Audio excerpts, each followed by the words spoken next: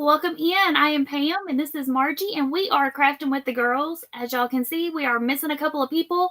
Lydia is trying to work out some technical difficulties, and Lisa had something come up, so she may not be able to join us. But for right now, you have got me and Margie with Crafting with the Girls. Hey! So how is everybody doing? I see from the chat here we've got Miss Niecy that popped in, and y'all, she is kid-free today, so her and the hubs are going to go out on a date. So she may have to catch us on the replay, but she said she did pop in and leave us a thumbs up.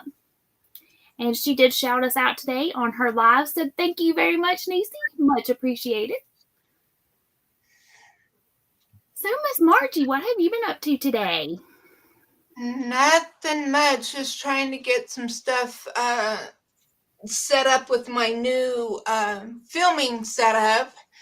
And then I didn't have a very good night last night.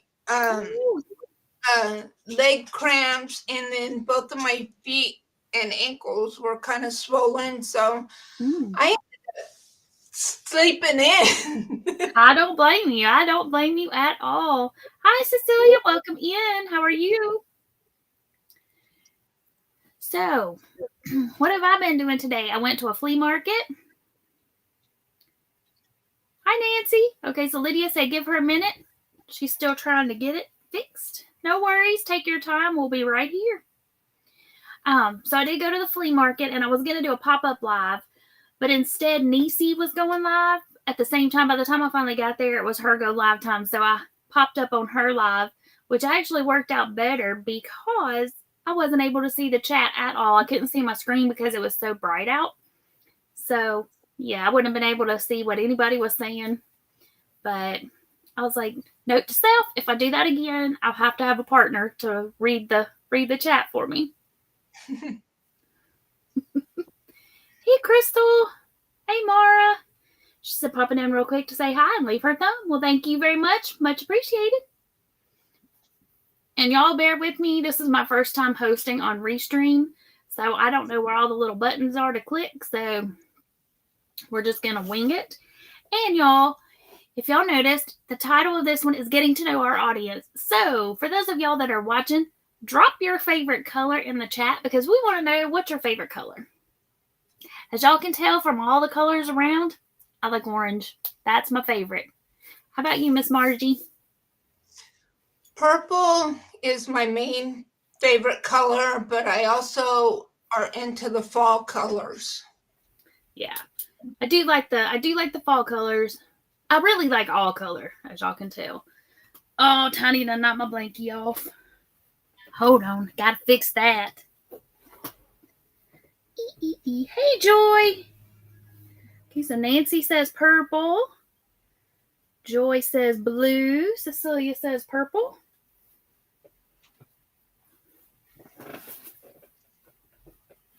And y'all, this shirt that I'm wearing is a bag a day pattern. And I saved the video right before I came in here. So after this ends, I will drop the link to this in the description box. If anybody wants to know how to make it, but it's like super easy. It's chains. It's like if you can I think the collar is either double, half double. If you can single, double, half double, whatever this collar is, and then all the rest is just chains basically, then you can make this. Easy peasy. Crystal says she likes bluish, pink. Sorry, that doesn't say bluish. That says blush. I can't read tonight, apparently. Blush pink or spring colors. And she prefers the muted version, though. So, like, more like pastel-y. Cool. Nancy said she likes the jewel tones. Me too. I like all the colors, really. But orange is my all-time favorite. And then, yeah. There's not really many colors that I don't like. I'm not a big fan of, like, poop green.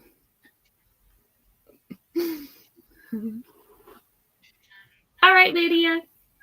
She said she's going to log out and then try it again. No worries.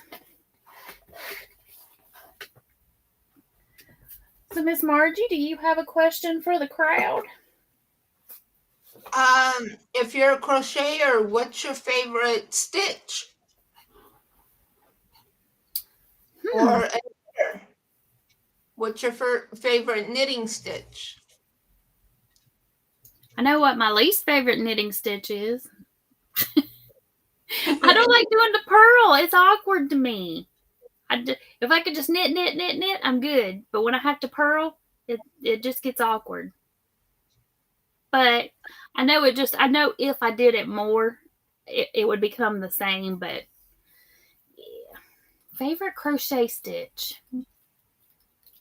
Probably the one that I've been using the most lately is the linen stitch. That's not what it's called. The lemon peel stitch, which has a lot of different names. Lemon peel, griddle, but yeah. Okay, so we're gonna see if you click if it shows. Yes, there we go. The awful 90s tile green. She hated that. Oh, we had appliances made like that when I was a kid. They had the green and then the yellow. They were all that, yeah. Let's see. Nancy said she likes single crochet since she loves to do amigurumis, and holy smokes, the chat just jumped. Crystal said her go-to stitch seems to be the sedge stitch. Joy said knits the Celtic weave. Now I do like that too with crochet. Have you ever tried that? It looks like a little crisscross, the Celtic weave. It's really nice. I tried that one. It's nice and it works up. It is a yarn eater though, so be prepared to use a lot more yarn than you think you will need. I let my son pick out a stitch. I said, pick out a stitch or a pattern or whatever, and that's the blanket I made them for their wedding.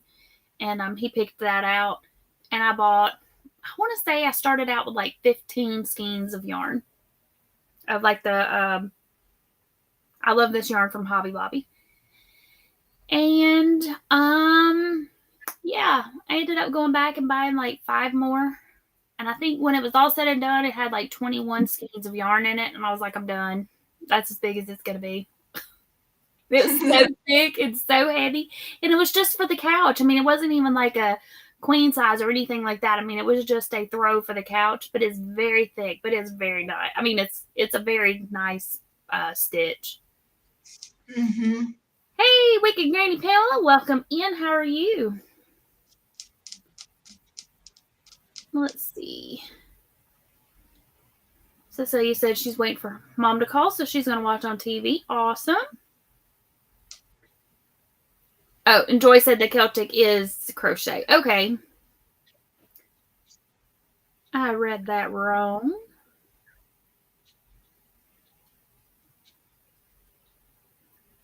Let's see. Crystal says she likes doing the linked double crochet, which makes great washcloths. So linked double crochet, what is that? Is that similar to the moss stitch but using double crochet, or is it like or is it where you do like a front post or back post? Let us know. I'm not familiar with that. Mm-hmm. I do like the rice stitch, which you alternate front and back post. Yeah. I think my favorite has got to be now and stuff with Tunisian crochet. Now, I am really enjoying that, especially the arrowhead stitch, because that's the one that I'm using to do my current boho cardigan. Cool. And that and I think it's the simple stitch and the knit stitch. Nice. My favorite Tunisian stitch is the honeycomb. Mm-hmm. I like that too. That's what I had made my second cardigan out of, was the honeycomb. Mm-hmm. That's what this is, in case y'all don't know. That's the honeycomb. I liked it because it doesn't curl as much as standard Tunisian. Like Tunisian has a tendency to roll on itself, but I noticed with this particular stitch it doesn't, and it has a nice little texture. Uh-huh.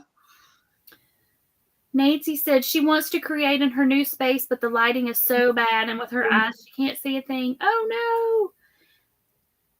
Yeah, I had to bring in some lights in here. And my plan was I was all gung-ho. I was getting my rocking chair brought in here. I was like, I'm going to have my new chair for the live. Woohoo! And I got it in the first door. And I was moving stuff to get it. And then I came to right here to the door to get in here.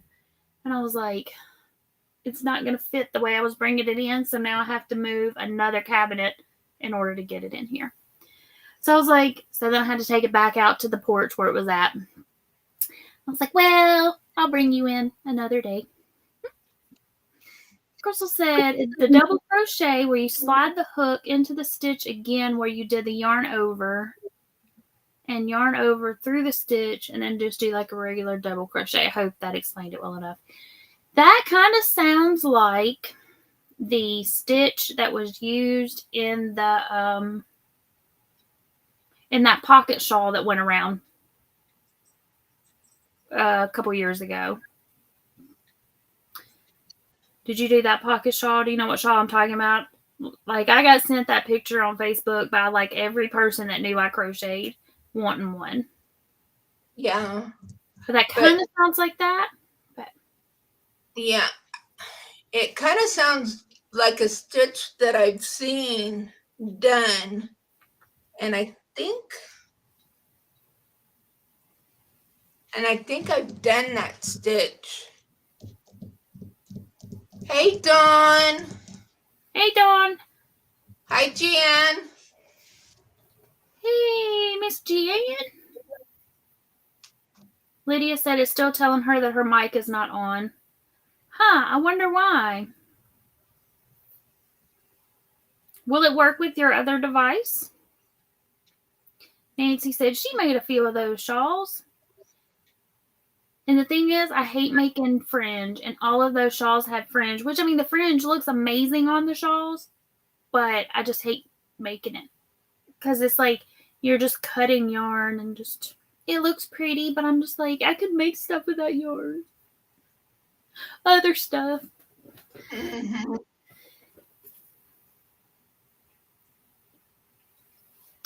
But Lydia, if it won't let you, well, I was going to say you could still pop up. You just wouldn't be able to chit chat. But if you wanted to show your projects and then you could type your stuff in the chat, up to you. Nancy says she enjoys doing fringe. I think it's pretty. Crystal says she always chooses to cheat on the fringe and she'll just make tassels. Yep. Now, the only time I do keep a fringe is when I'm doing, like that moss stitch where I left the fringe on it. The one where you swapped out all the different variegated, and so you had a tail on either end. I left those and made fringe because then I didn't have to weave in the ends. Okay. Lydia said she'll do that then, and then she'll just type it. Sounds good.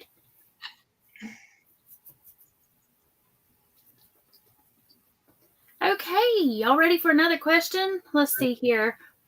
What is your favorite craft outside of yarny fiber? So do y'all do anything other than knit, crochet? I know Nancy does. Mm-hmm. Nancy said, I just realized you were backwards. I thought you had rearranged her rooms. I may have to in order to get my rocking chair in here. I don't know. This, like I said, this is my first time using Restream. And I know there's a way to where we're not backwards. I just haven't figured out how to do it. I don't know if I needed to do it before I came into the studio, because I was watching Angel Renee and Dawn, and they were both not backwards. So I don't know. I don't know how to do it. Nancy said she likes paper crafting and then UV resin. I bought all this stuff for UV resin and I have yet to do it. I mean, I've got all the stuff, the light, the molds, the resin. Crystal says painting and restoring furniture and helping the hubby with cars. Nice. I like to cross stitch. I guess would be my next, like, unless if we're going by favorites down, I do like to cross stitch. I have some diamond paintings. I haven't done it enough to know if I like it. What else do I have in this room? So many things. So many things. I like to. I was really getting into wood burning, but it is something that's very, very time consuming. So I've changed it, and now it's just if I do anything, it's either for me or for a family member, or a gift to somebody, not something to make to try to sell, because it's just with the Glowforge. Is that what they're called? The Glowforge with the laser engravers and stuff. They can get the wood burn without doing it by hand, and it looks so much neater. So it's just not. It's not. What's the word I'm looking for? Profitable to make to sell, but I do enjoy it. Effective. Mm-hmm. So how about you, Miss Margie? What do you like to do? Well, I do paper crafting. I make junk journals.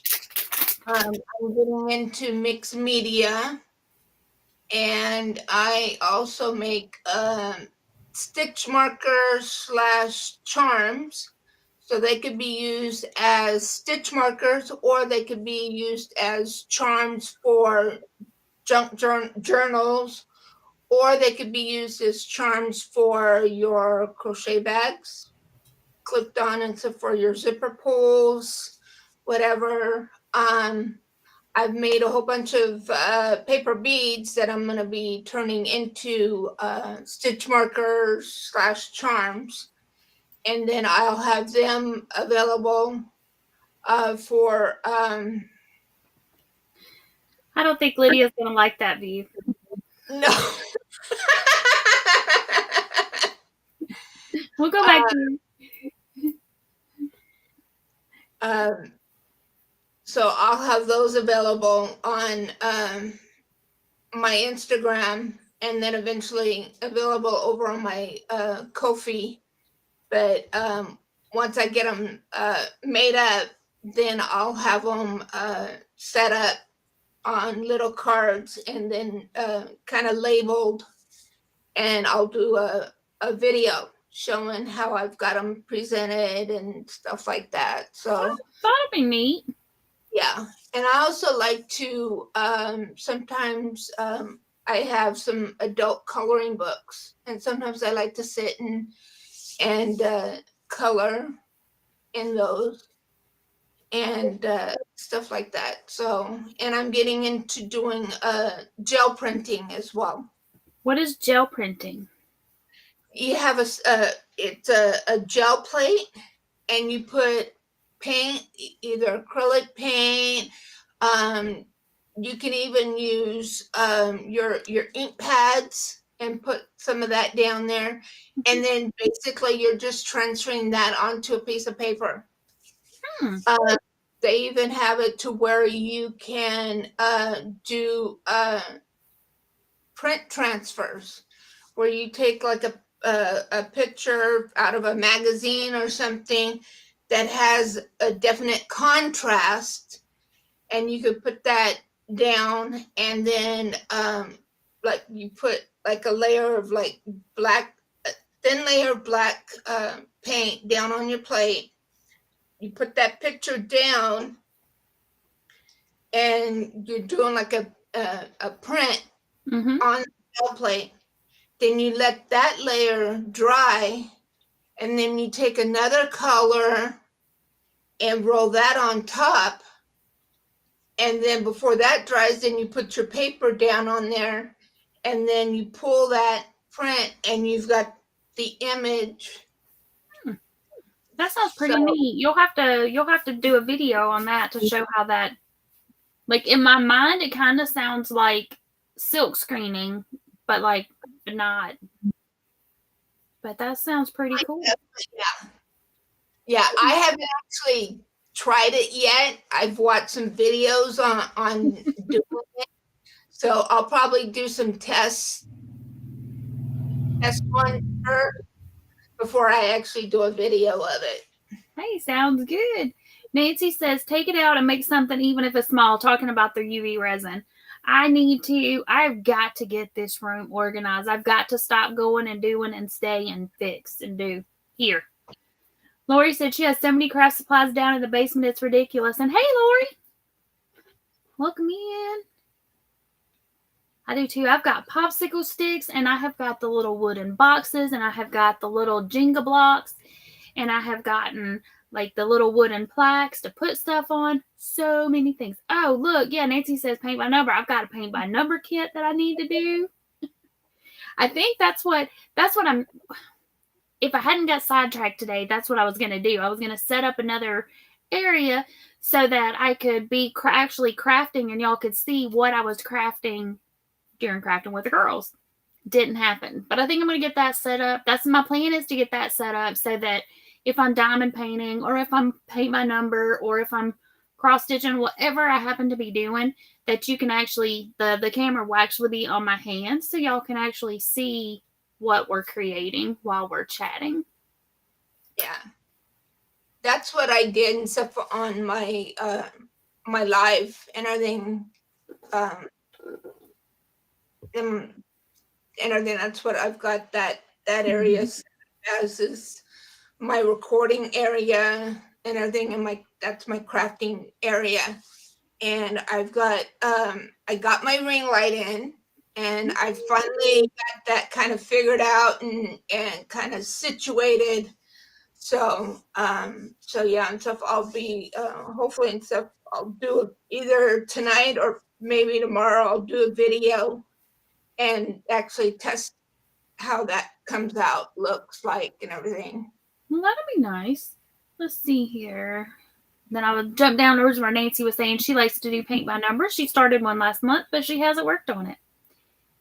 Let's see here. Joy said she's got all the stuff to make flower fairies. Ooh, that sounds neat. But she just hasn't made them yet. See, and I bought all the stuff. Okay, did y'all see? It was a big, let's see, 20, might have even been earlier than 2020, but where you take the spoon and you attach it to a teacup, and then you bend the spoon and you glue it to a saucer, and then you glue flowers and stuff so it looks like it's just hanging. I bought all that stuff to do that. Do you think I've done it? Nope. I mean, and I didn't spend a lot on it, y'all. I mean, I bought like the stuff at like yard sales and Goodwill, but yeah, I haven't made any of those. I have so many things that I want to make. I just haven't made them. But I have all the stuff to make like a cute little fairy village, like a little miniature fairy scene with little baby gnomes and everything. I haven't done it. So many ideas, so little time. And y'all, Lydia is still working, trying to get her mic to work. For some reason, it's just not working for her. Hey, Bryn Michelle. She says howdy do to everybody in the chat. Nancy said her next endeavor is needle felting, and she has a couple of kits. See, that looks like something that would be really fun, too. Mm-hmm. I get emails from the Smoky Mountain Spinnery, and they had a needle felting class, and they were going to show you how to like make an ornament. But I wasn't able to get up there the weekend that they were having it. But I was like, that just seems like it'd be really cool. I wish it was a little bit closer, because it's a pretty good drive, but it still seems like it would be fun. And I'm sure I could find somewhere closer that I could learn how, or I could just watch videos on how to do it. But everybody's saying hey to everybody. Nancy says Brand equal Who the Knitter. Yes, Brand Michelle is Who the Knitter. Yeah. And then I've got a Cricut machine that I'm relearning how to use, so I can do I can use it and stuff to make cards, like birthday, Christmas cards, different things like that. Plus, I also want to use it to incorporate things into my journals as well. And so, but it's been so long since I've used it that I need to watch videos and relearn how to use it. Right. I need to I've got one over there that my friend picked up at Goodwill. And it's still in the box. It sat in at her house in the box for probably a year, and now it's been sitting at my house in the box. She's like, "Here, you'll probably use it way before me," and I still haven't either. So I need to. I don't even know if all the pieces parts are in there, but I need to look at it just to play around with it and see. Hey, Samantha, welcome in. Let's see. Nancy said that's why she loves her overhead camera on her lives. Makes it easier for others to see what she's doing and what she's making. Yep. And see, I think yours is the first one I saw, and then Margie's got one like that now too. But I just think it would just be handy. Because see, originally I was thinking if I got like a swivel chair, I could talk to y'all and then turn here, but then I still won't be able to see what's going on here. So I really think the overhead.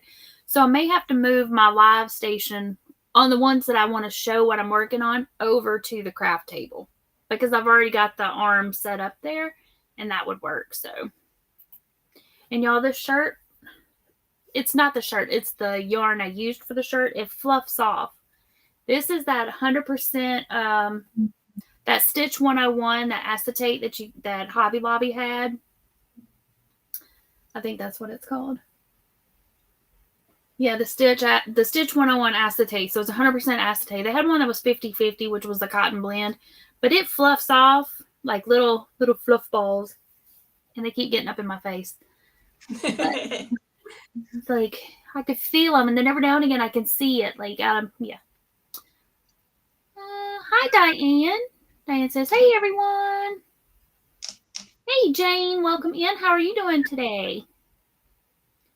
Everybody's saying how do you do, and we're at the bottom of the chat. So, Lydia, do you have a question for the chat? If so, type it in, and then I'm gonna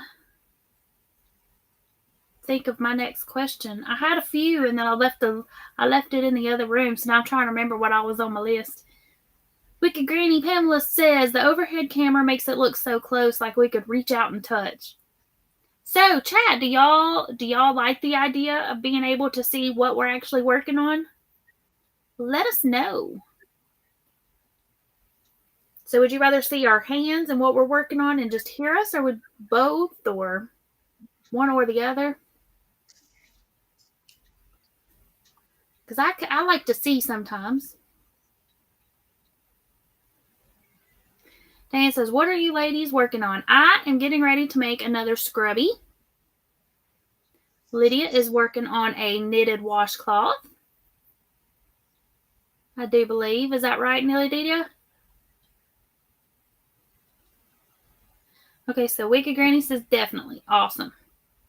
Okay. Well, I will try to get she says she's nosy. She likes to see. I will keep that in mind. That has been something that I've been trying to get situated. So I'm just going to have to move. I guess I'm just going to have to move it over there. Or bring the bigger table back to this side of the room. Which I guess I guess I can figure that out once I get the new chair in here. Hey, Jeannie. Hey, Proverbs, Jeannie.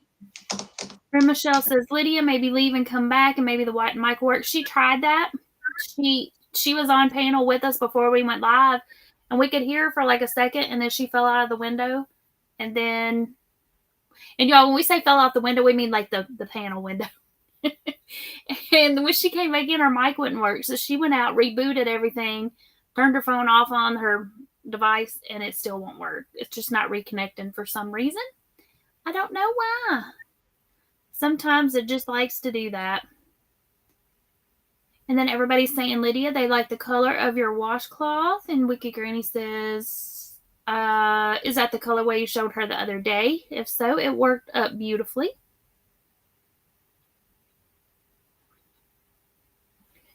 How about you, Miss Margie? Are you working on anything at the moment? Well, I need to be working on my boho cardigan, but I just right now just haven't really been wanting to crochet and stuff because I'm afraid of my hands and everything. They've been feeling like they want to like cramp up on me. Mm-hmm. So I'm just gonna take a break from crocheting right now, and I've just been basically just trying to plan out my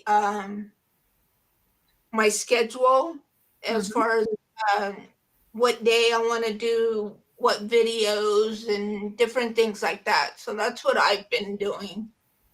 Gotcha. Miss Jeannie says, I love your top ham. Thank you. This is a bag o' day pattern. It dawned on me when I was coming in here to go live that somebody would ask for the pattern, but I did not put it in the chat yet, or in the description. But after this is over, I did pull it up and save it on my phone so I could find it quickly. And as soon as we end this live, I will go back into the description box and put the link for it. But it is a bag o' day pattern. It's super easy. It's basically just a bunch of chains and single crochet. And I'm pretty sure that this neckline, I'm pretty sure it's half double, but I could be wrong. It could be single, but it's a top down. It's like a raglan style. So there's no sewing at the end. When you're done, you're done. And then the chat jumped, so let me scroll back up. Boop, there we go. Lydia saying hi to everybody. Y'all, Lydia is having technical difficulties, but she is up on panel hanging with us. And she's typing her info in the chat. And she's saying, where is Lisa? I am not sure. She messaged and said something came up, and so she was not going to be able to be here. But hopefully whatever came up, hopefully everything's okay. And maybe she'll be able to join us in a little bit. So I'm not sure. And it may have been something fun. Like she may have got a message because, I mean, it's super early for her, like early in the day on a Sunday. So maybe she got a message that said, hey, we have free tickets to a ball game or to some sort of fun thing. And maybe she just wanted to go do something fun. I don't know. And see, I missed something. Here we go. Nancy said she will start with her camera front facing, and then she'll switch it to overhead while crafting, and then she'll finish back with it at the front. And then let's see. Then down here is where Pamela said, Nancy, she likes the way that works. Good deal. But yeah, so that's kind of what I was thinking. I would do something similar to that. So, oh, that's cool. Celia said she is back, and she also quilts. I haven't quilted in a long time. I've made quilts. I think we were talking about that on my live the other night, or on somebody's live. I haven't quilted forever, but I would like to get back into doing that. At least make something. Joy said maybe the construction guy took her to lunch. Maybe. Or yeah, maybe he asked her out. Ooh. That could have happened. Yeah, because it's Sunday. It's Sunday morning there. So maybe he did ask her out. Ooh, I like your thinking, Joy. And Dawn saying hi to Lydia. That's funny. Okay, let's see here. What is everybody's favorite flower? Since we're getting into spring's almost over, we're heading into summer. What's your favorite flower? I love roses. They're my fave. I like all roses, but orange, you know.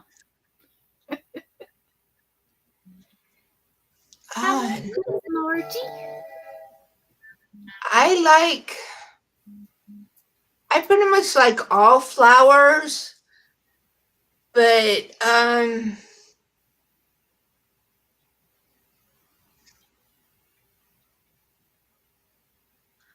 trying to think of. I can't just pick just one. Mm-hmm.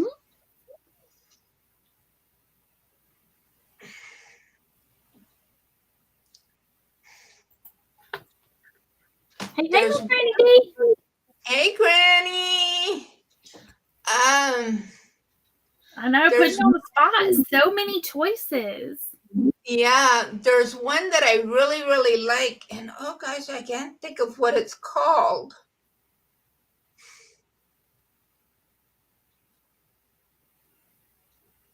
What does it look like? It's kind of purple. Oh gosh, what is it? Lilac.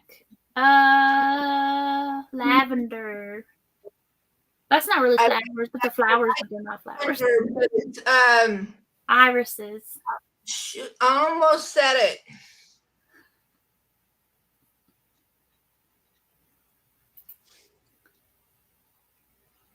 Well, here, I'm going to throw you off, and I'm going to start putting what everybody else is saying, and then maybe it'll spark something, or it'll make you completely forget.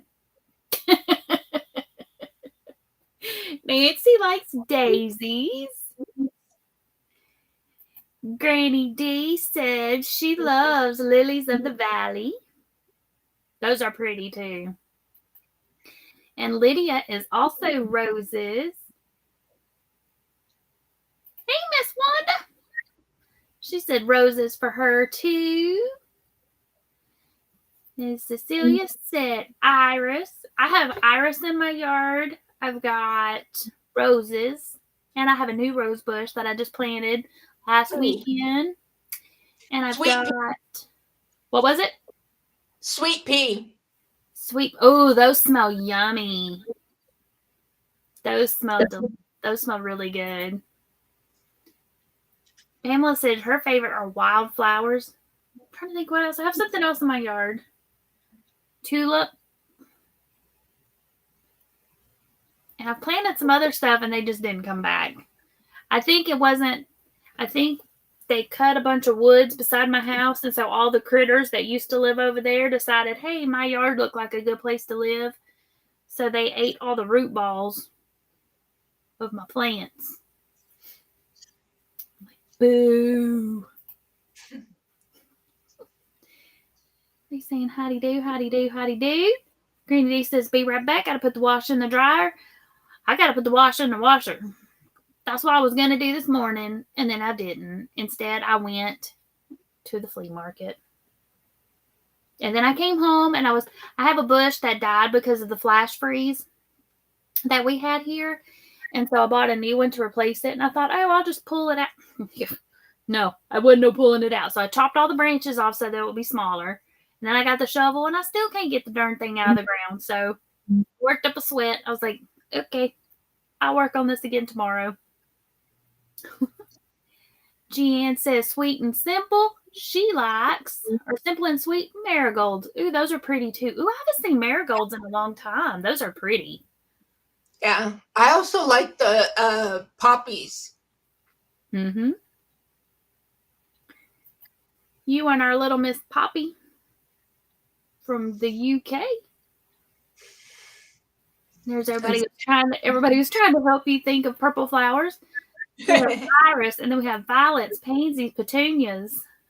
Yeah, but the one I was thinking of, it's the sweet pea.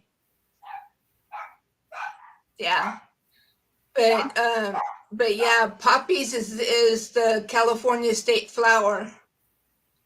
Oh, I didn't know that. Let's see. Joy says chicory, coffee weed, blue flowers along the road. Oh, those are pretty. I didn't know what they were called. I just see them along like the main roads, like they have a lot of them. Yeah.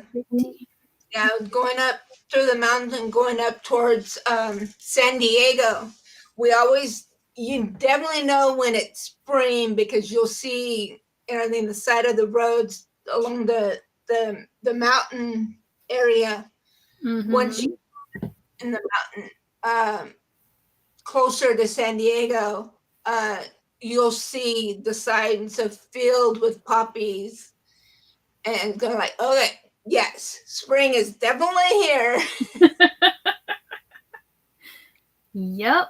I love it though when everything starts getting green and blooming and looking pretty. And then you go out, the desert plants and stuff are blooming.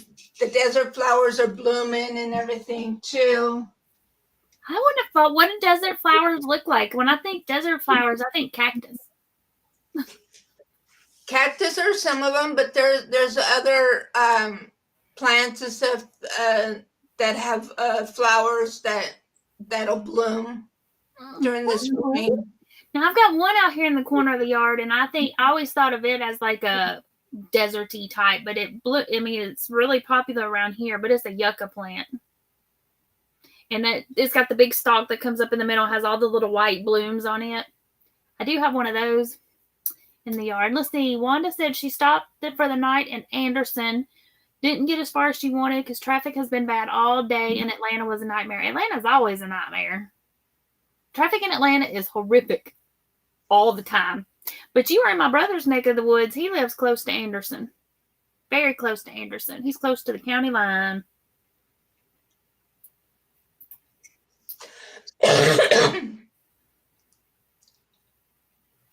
And then Nancy and Dawn talking about how to join.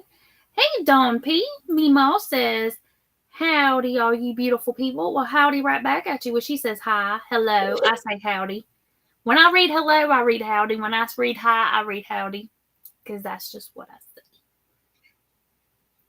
Wicked Granny said she loves Texas bluebonnets. They're so pretty to see fields of them in the spring. And you know what else we have around here? And y'all may have them, or y'all are too, but we have a couple of people around here that plant fields of sunflowers. Talk about pretty. Pretty with the big old sunflowers, and then a lot of the photographers around here that will go to those fields and do pictures, family pictures and stuff. Bet they're really pretty. Yeah, we have some sunflowers here. And in fact, one of our elementary schools, that's what the kids named it, was sunflower. Oh, cute. Hey, Maribel. Welcome in. How are you? She said they have those too. Joyce said, just had a dilly bar. Boy, have they gotten small. What is a dilly bar? I'm not sure what that is. I feel like I should know what that is, but I don't know what that is. How about you? Does anybody, do y'all know what that is? Never heard of it.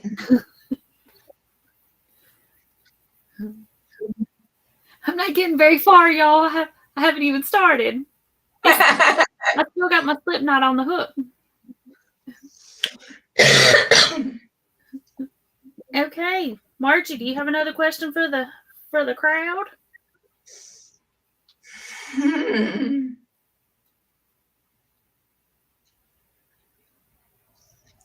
Let's see.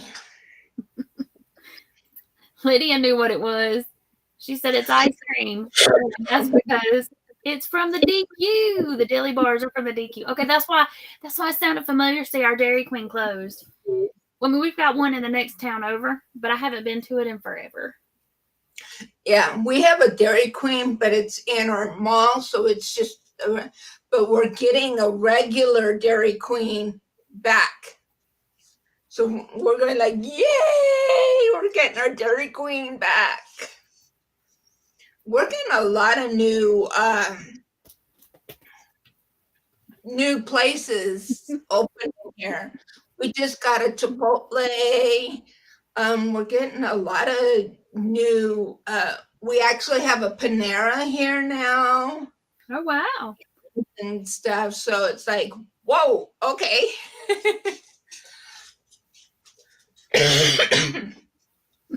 Oh, they're like a lollipop. Yeah, it's the vanilla ice cream dipped in hard chocolate. And then but as soon as they said DQ, and I'm like, oh, Lydia knows because that's where she works. That's how she knew. Yeah. Can I help you? Hi, honey. Hey, bud. What's up? Man, I don't know if that would be lucky me if I worked at Dairy Queen or not.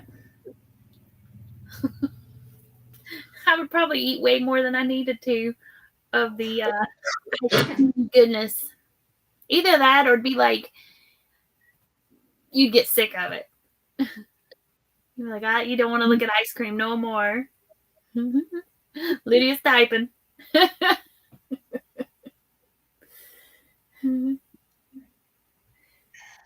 Grady says, right? The sizes have shrunk, but the prices have gone up. Yep.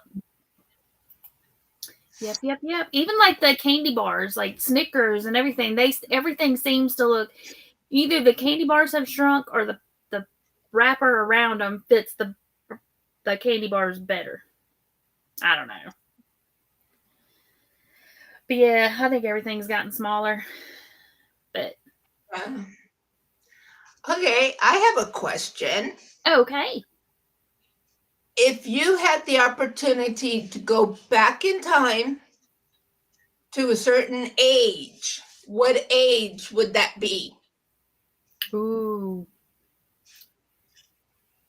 Like to change stuff or just in general? Or to relive that age? To either to relive it, if to change things, knowing what you know now. Mm-hmm. Go back.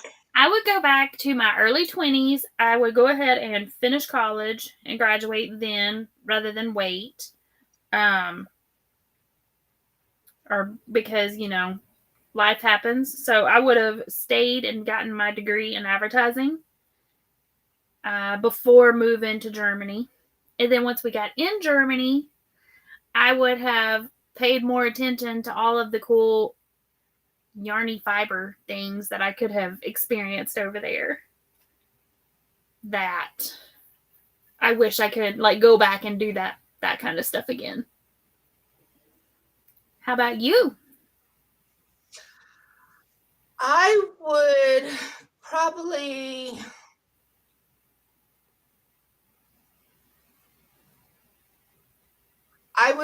go back to when I was 18, and I would have probably made the decision to have stayed in the Navy instead of getting out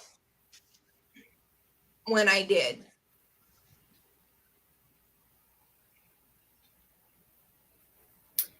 How about you, Miss Lydia? You scroll down. You may have asked. I'm behind in the chat. Let's see. Joy says they have ice cream cake too, but waiting for her son tomorrow so they can celebrate both their birthdays together. Ooh, nice. Hey, Bridget, welcome in. Everybody's saying hey to Bridget. Oh, Joy says, hey, Tiny. Bridget says she is heading to the store, but she will be listening. Love to all. Thank you. Wanda says, keep an eye on the skeins, cakes, balls of yarn. It's going to happen to them too. Yep, getting smaller, but the price, Yep. True. Let's see. Granny D said she would go back to 50-ish because that's when she made some bad decisions, including falling for a tripod. G.N. said she would never want to go back, afraid of what would change for me today. Well, that's why I would want to change because I do have 1 degree, but I was going for my bachelor, and I would have stayed and finished that, which, may have led on to masters and all that kind of fun stuff, but I would have stayed and finished that, but I wouldn't change. I'd like to say I would change and I wouldn't do the relationships that I did. The one that gave me my kids, I would do it again so that I'd have my kids. Yeah. Or, well, we won't say that on live. but yeah, I wouldn't want to change who I am as a person, but I would want it to. What else went along with the Navy? Mm-hmm. You know. And there's Cecilia, same thing. She said she would go back to 24 and pursued her master's in anthropology. Lydia says she doesn't. She had a rough time of school and never went to college. Well, that's okay, but is there a time in your life when you would want to go back and redo something or relive something that was fun and exciting that you would want to do again? I would like to go back, be, in my 20s when we lived in Germany, because it was a fun time. I really enjoyed it. I would like to travel more and see more things there. I would appreciate it more, which I did at first, but then, it was also my first time away from home, like that far. Like I had gone away to college, but, I was still within, an hour and a half drive, 2-hour drive of my parents, and I'd gone to the beach, but never, I was not 6-hour plane ride away from my parents, So I think if I could go back knowing what I know now, I would enjoy and appreciate living there more than I did, because I really enjoyed traveling and all that kind of stuff. So I absolutely would want to do that again. Would have stayed in the Navy, because then I would have gotten to have traveled more, hopefully, and stuff. So yeah. Granny D says, happy birthday, Joy, and happy birthday to your son. Absolutely. Definitely. And everybody's saying happy birthday. And Joy said, thank you, Granny D. His was yesterday and hers is tomorrow. Well, happy birthday tomorrow, Miss Joy. Mm-hmm. Cecilia said, but she did go ahead and get her master's in library science. Well, awesome. Yeah. Let's see. Lori said she would go back to the age of 36, stick to her diet, do her marriage differently, return to the workforce differently, and spend more time with her mom. No. And then let's see here. Mimo Dawn said she wouldn't change anything before meeting her hubby, because he is her true soulmate, but she would continue classes to learn sign language proficiently. Mm-hmm. Let's see, Granny D says she's glad she got her bachelor's, but wish she had gone for master's, which is what her dad wanted her to do, but she was eager to begin teaching. See, and that's the thing that I think a lot of, even me included, when you're at that age, you think you want to be an adult so bad and you're rushing to get everything done and you don't want to take the time to finish what, and a lot of kids do, don't get me wrong, but like I was not one of those kids, but I'm like, I wish I had have. Yeah. Yeah. Well, I had gotten my associate's degree and then had gone in, I had started, and then when me and my ex split up, I had gone back and got my associates. And then years later, then I went online and got my bachelor's. Jeanne says, I think what you go through, even the bad stuff, makes you who you are. I agree. But, this is all hypothetical, But, I would like to, like Margie said, knowing what you know now. Because, see, I had 1 semester left to have my bachelor's degree. And my ex was military. And he was supposed to be stationed away for a TDY for a year. He ended up coming back early. And we got stationed in Germany. And we were supposed to leave to go to Germany early May, which would have been when I would have been graduating, which would have been after the deployment, after the move to Germany. So what I should have done that I didn't do was finish out, because I instead of enrolling for that semester, I took that semester off, My intention was to finish it once we got to Germany because there was a college on base. What I didn't know then that I know now, that college did not offer my degree because I was naive enough to think that all colleges would offer all degrees, which is something I did not consider. And so when I got there, they didn't offer the degree. I should have, even still then, finished it out in something different, but I didn't. So that's that. But yeah, so I have my associates and 1 semester shy of having a degree in advertising. Or actually, it was the official title was I was going to the College of Journalism and Mass Communication with emphasis in advertising. Yep. Granny D says she would love to travel more, and she loves the UK and would definitely go back. She would also like to go to Africa and visit Ursula and Krista. Yes, that would be fun. Yeah. That would be fun. Hey, Shelly. That's my friend from Frog and Bean. That's Miss Shelly. She texted me a while ago. We do a craft booth together at the Banana Pudding Festival. And to answer your question, Shelly, I think that size booth worked great for us. I haven't had a chance to message her back yet, so I'll just tell her right here. Yep. Mm-hmm. Shelly does she does sublimation and printing, that kind of stuff. So she probably knows about your gel print stuff that you were talking about. I do not. But it sounds like a lot of fun. Mm-hmm. And then Granny D is agreeing with Jeanne, saying, you are so right. Hola, Maritza. Welcome in. How are you? How are you? And y'all, this one's even worse than the StreamYard with the emojis. Let's see. Lori said, just to clarify, her marriage has survived and is stronger than ever, but she experienced pain and caused pain and wish she could avoid. But I don't know if we would be this strong without those struggles. That's true. But you worked through it and you're stronger than ever, so that is awesome. That's great. Yeah.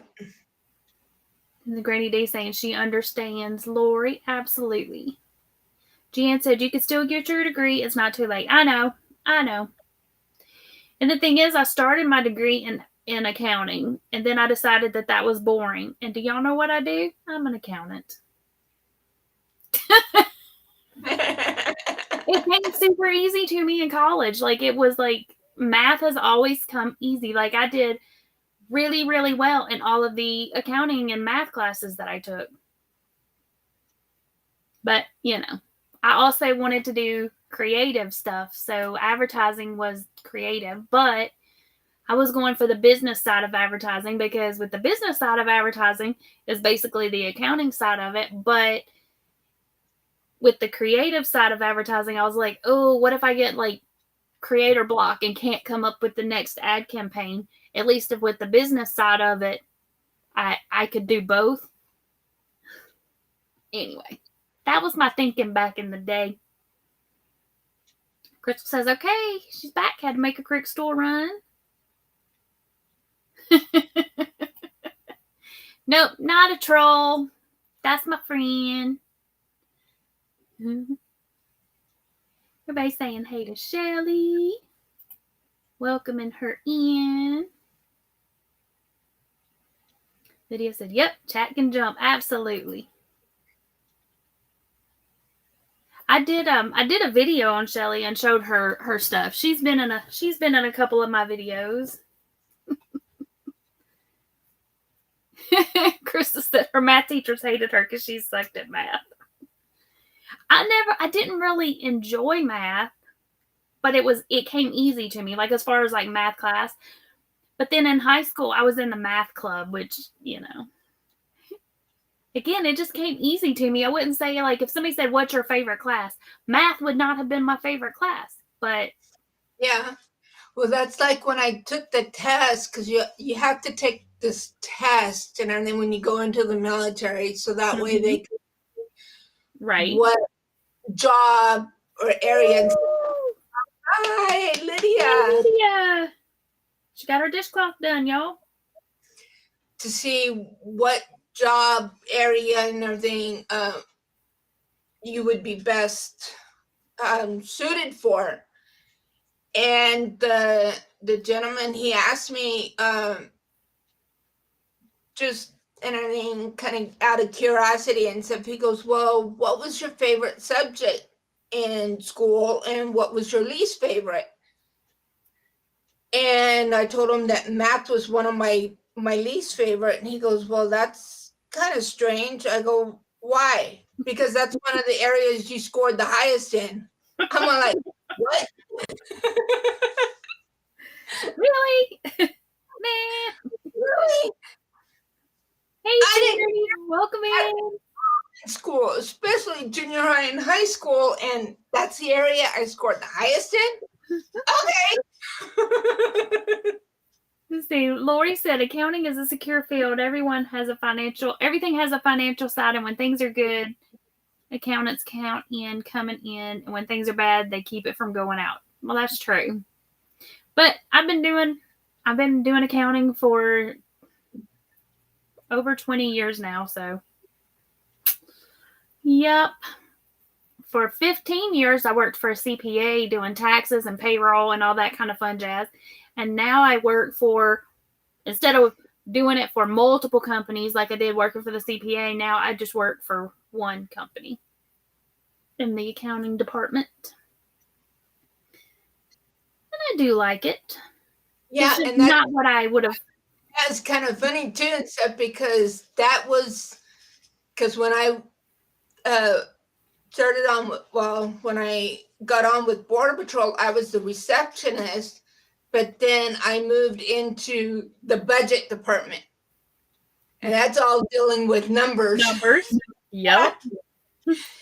And especially dealing with travel while you're dealing with numbers, because you're dealing with, their travel expenses and stuff like that, and other areas in budget and stuff, which is dealing with numbers. So I'm like, okay, here I am again with numbers. Math.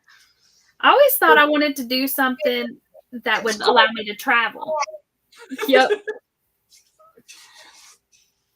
And then one area where I ended up with in our admin department, and I think here I am dealing with numbers again. I'm like, I can't get away from numbers. Yep. And then here you are doing crochet and knit and number. Count. And on YouTube, focusing on numbers. No matter what you do, even in your personal life, your finances. Hello, numbers. Yep. Crystal says once it got to algebra, she just couldn't understand that there was more than one correct answer. Let's see. Joy says, good luck. Good job, Lydia. Everybody welcoming in Miss Charity. Granny D says, nice, Lydia. She got 2 done this week. 1 scrubby and 1 just plain cotton. Charity said she's listening while eating. Wanda said she had to take a test like that in high school. They told her she was best suited to be a mechanic because she was so technical oriented. Well, that's cool. Mm-hmm. And seeing that my job in the Navy was, the title was machinery repairman, which I had to deal with numbers because you had to deal with measurements. When I took that the aptitude test, my number 1 job it told me I should be was an attorney, and number 2 was a police officer. I did. My plan was before marriage became on the horizon was to get my degree in advertising, and then I was going to go on to further it into media law and be a media lawyer, and I wanted to go work for like MGM, Universal, Disney, somewhere like that. But again, moving back to a small town, there's not a lot of call for that particular career field. So Not for us, but not that specialized. I mean, there's obviously attorneys around here, but there's not a specialized media law needed. Yeah. Let's see. Grizzle said she took those placement tests. It always said salesperson or therapist, and she never pursued either. Yeah. So same. Same in that I never pursued either. Being a police officer, I considered it at one time, but then there goes Tiny. Yep. Crystal says, well, she did do sales, but never for other companies. Yep. Yep. At one time, I thought I wanted to be an air traffic controller, and my mom's like, "You do not want to do that." I was like, "Yes, I do." But that was the other thing. That was the third thing on my list of things that I would be well suited for. My mom's like, "No, you don't want to do that." I'm like, "But why not?" She's like, "Well, you sit in a little tower, and you guide in all the airplanes." She said it's like, I think at that time it was rated the #1 most stressful job ever. I was like, well, maybe I don't want to do that.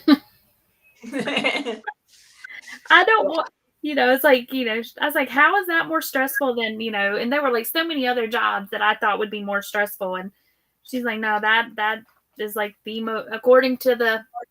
Yeah, because you're you're responsible for so many lives. Exactly. Yep. At one time. Yeah, exactly. She said not just one time a day, not just like once you get it landed, like, whoo, done. No, then you got another plane coming in behind it. And so. Yeah. Plane coming in, landing, and a plane taking off, and you got to make sure. Yeah. Yeah. Coordinate everything, make sure no one hits. That never occurred to me. I got my little thing, and then #1 being lawyer, #2 police officer, #3 air traffic controller, and then it had over here, it had the median salaries, and they were like way up here, and I'm like, yeah. Charity says, like top pimp. Thank you, Charity. After the live ends, I will have the link in the description. It is a bag-o-day pattern. Crystal says, I still haven't found what I want to do at 41. She said, but she's done quite a few that she knows what she doesn't want.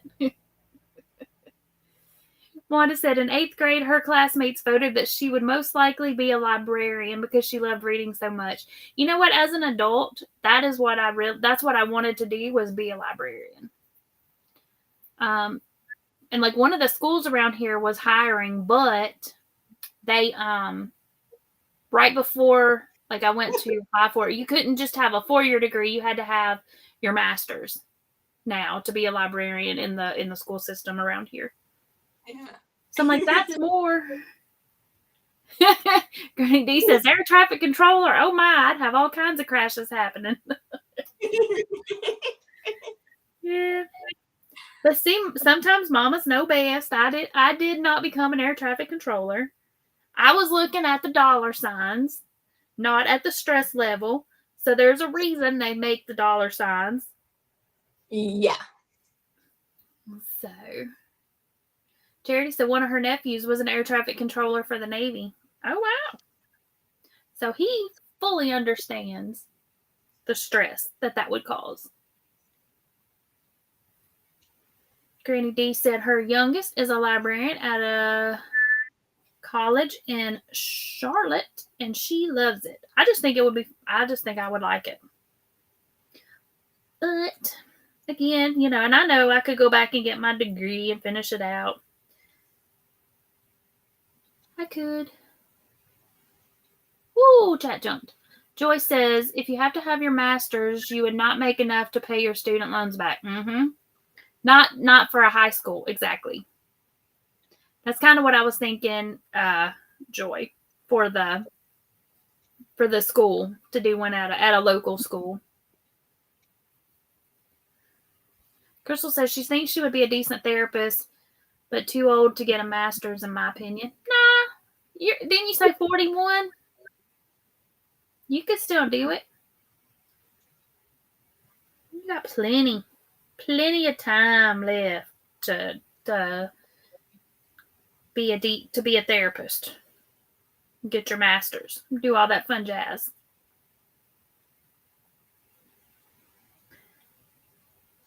Yeah, that was kind of funny. My mom, I'm so proud of my mom. She went back. She had dropped out of high school. I think it was her junior year. Because back then, if you got pregnant or if you wanted to get married, you had to drop out of high school. This was back in the 60s. And so she dropped out of high school.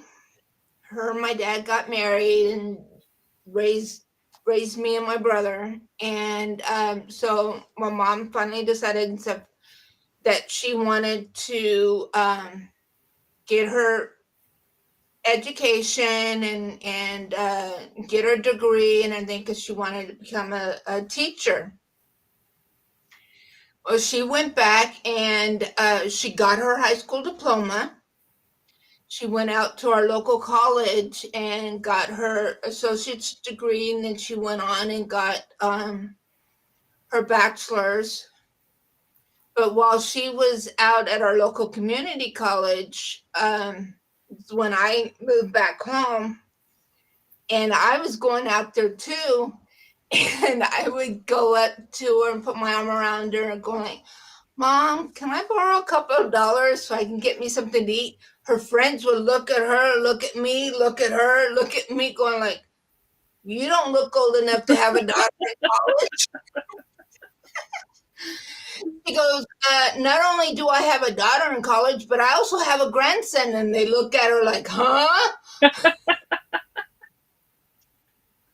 I'm all like, yeah, yep, I have a son. They go, huh? I go, uh-huh. Let's see. Go back up. Wanda said she wanted to go into the military but got married instead. Her first husband served in the Army. My first husband was Air Force, and I considered joining the Air Force. And I used to joke with them because I would have come into the Air Force as a lieutenant.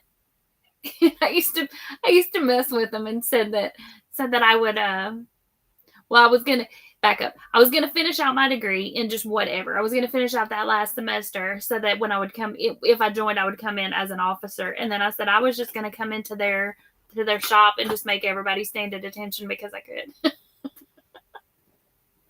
I wouldn't have, but they're like, no, you don't. But I think I did consider that though. We did. It was a discussion we had of me joining. Granny D said her oldest is a professor teaching molecular and cellular biology and still collaborates with her former coworkers at Tulane researching breast cancer. That's amazing. She's doing something that's going to make a huge difference. Yeah. She has a very rewarding job.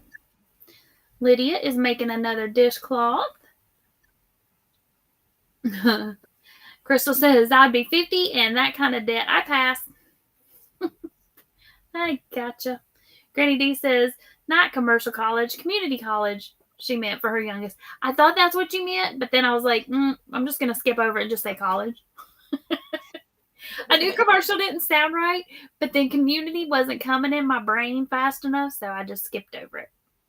I was like, what's that little smaller? Yeah. Joyce said she heard there are people old enough to retire but can't because they're still paying off their student loans. Wow, that is scary sad. Crystal said her associate's degree cost her $20,000. Wow. I was fortunate. My associate's degree, my parents, I had my parents. I did go to a community college to get it, but wow. I know that the college I wanted to go to right out of high school was going to be $20,000 a semester, so I did not go there because it would have been out of state tuition. So, yeah. Diane said no college for her, got married, and had her son. And, you know, a lot of them, especially, you know, now I hear a lot of talk saying, you know, don't, instead of encouraging your kids to go to college, you know, encourage them to get a technical degree, because there's so many jobs, because everybody was focused on making their kids go to college, that all of the technical jobs is what people need. But I don't know about all of that, but I do know there are a lot of technical jobs, like for the technical schools, you know, that are needed. You know, you need your mechanics and plumbers and HVAC technicians, and your lights flickered. I know. I'm like, you know, those are jobs. Those are important jobs that are not, you know, that are not beneath people. Those are jobs that everybody needs somebody to know how to do that. Joy said she had to go to work to support her family, then got married and had kids. Crystal said, luckily now in Tennessee, we have Tennessee Promise that pays for technical school or associate's degree. Yeah, my kids did that. They both went on Tennessee Promise for their first years of school. Yep. My oldest son was actually, he was a senior the first year Tennessee Promise became a thing. Joy said, we paid out of pocket for our boys to go to community college, one HVAC, the other iTech. Well, that's cool. Nancy says she has an associate's in architecture and a BS in construction engineering, worked for several contractors, and designed over 200 AT&T stores across the country in 2002. Wow, that's awesome, Nancy. My mom always wanted to be an architect. She's a nurse. She was a critical care registered nurse, and but she always wanted to be an architect. And she still likes doodling and drawing and working up floor plans and stuff.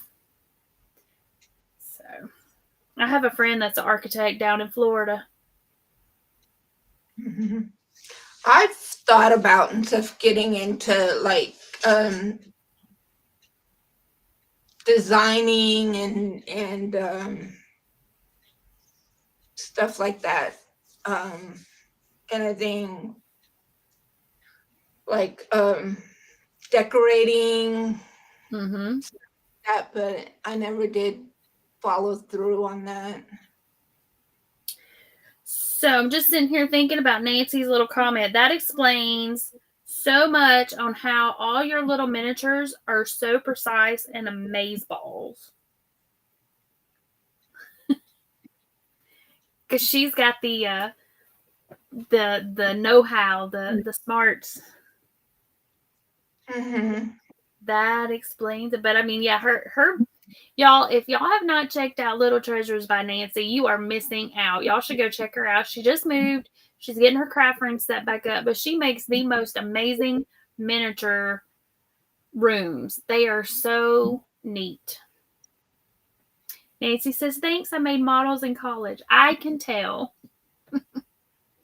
But yeah, she's working on a craft room, like a miniature craft room, and she's got, there you go, She Type Buzz. Y'all go check out her channel. Yeah,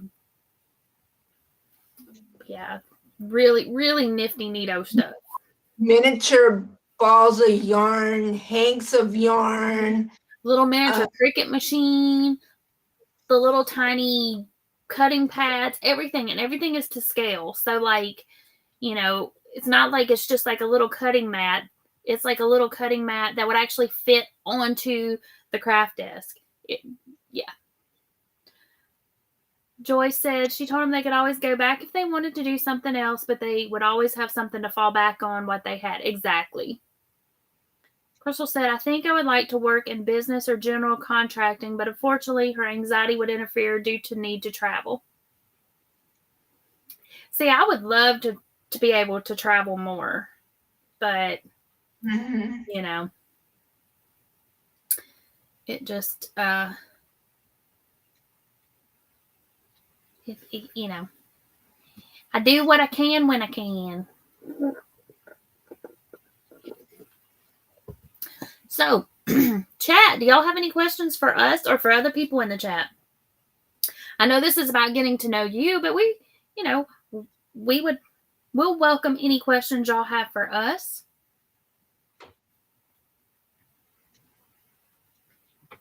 Trying to think of another question for y'all.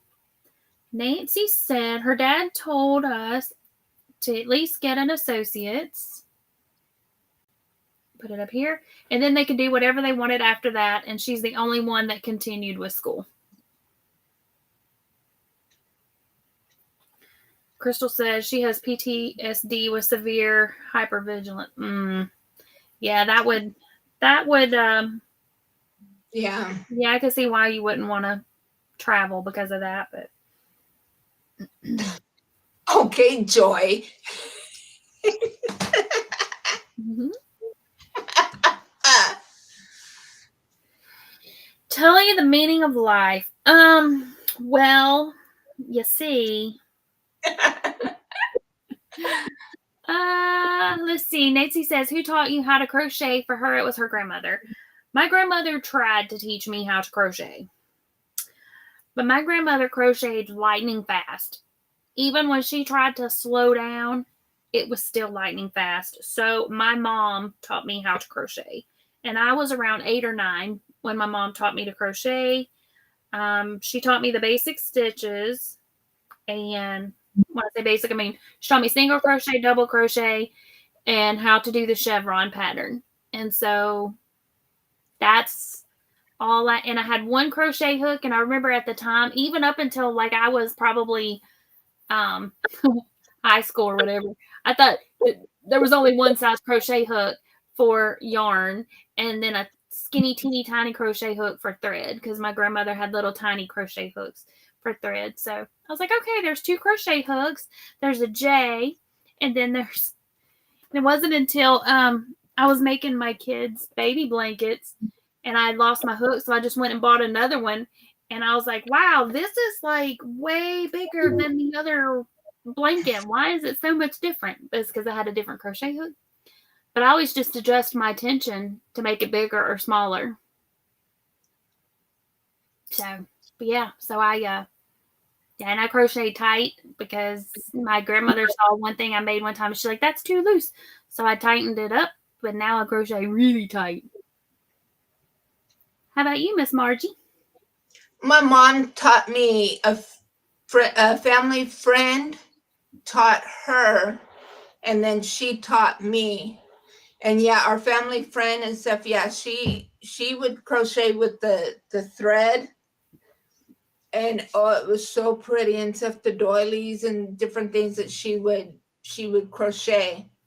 But yeah, I just learned just the basic crochet and stuff, the chain, and mainly just did the double crochet. And yeah, I learned the chevron pattern and the granny square. And that's pretty much all I knew that there was. And like you said, and stuff, I only knew that there was the one basic hook, and just thought it didn't look like this. Only one type of yarn, and stuff, and I didn't crochet for the longest time, and then I kind of picked it up and then put it down and then picked it back up and then put it down, and then about a year ago I started picking it back up again, and then finally I started seeing some YouTube videos and from different channels and stuff, and then I really got back into it and started learning about all of these different types of yarn. And I think the one channel where I started learning about that I started watching first that started talking about all these different type of yarns was Bod. Mm-hmm. And I think one of her channels, and I'm on like, oh, there's more than one type of yarn. I just thought there was yarn, and like you said, yarn and thread. Mm-hmm. Yep. And then I started seeing, I guess because I mean, all we ever had growing up, I'm pretty sure that all the yarn that I have is Red Heart Super Saver or Red Heart of some kind. It was just Red Yeah. Heart. That's what was easily accessible, and Yeah. so that's what I had. And my aunt taught me to knit, and the same aunt also taught me to quilt. And I guess I was probably around. I take that back. My cousin's wife taught me to quilt. They like both of them. Between the two of them, they taught me to quilt. I never actually quilted, but I knew about quilting and kind of knew how just by watching my grandma and my grandpa. Because my grandpa would cut out the pieces. He would have a piece of like from like a cereal box, a little piece of cardboard or something in the different shapes, and that was his template.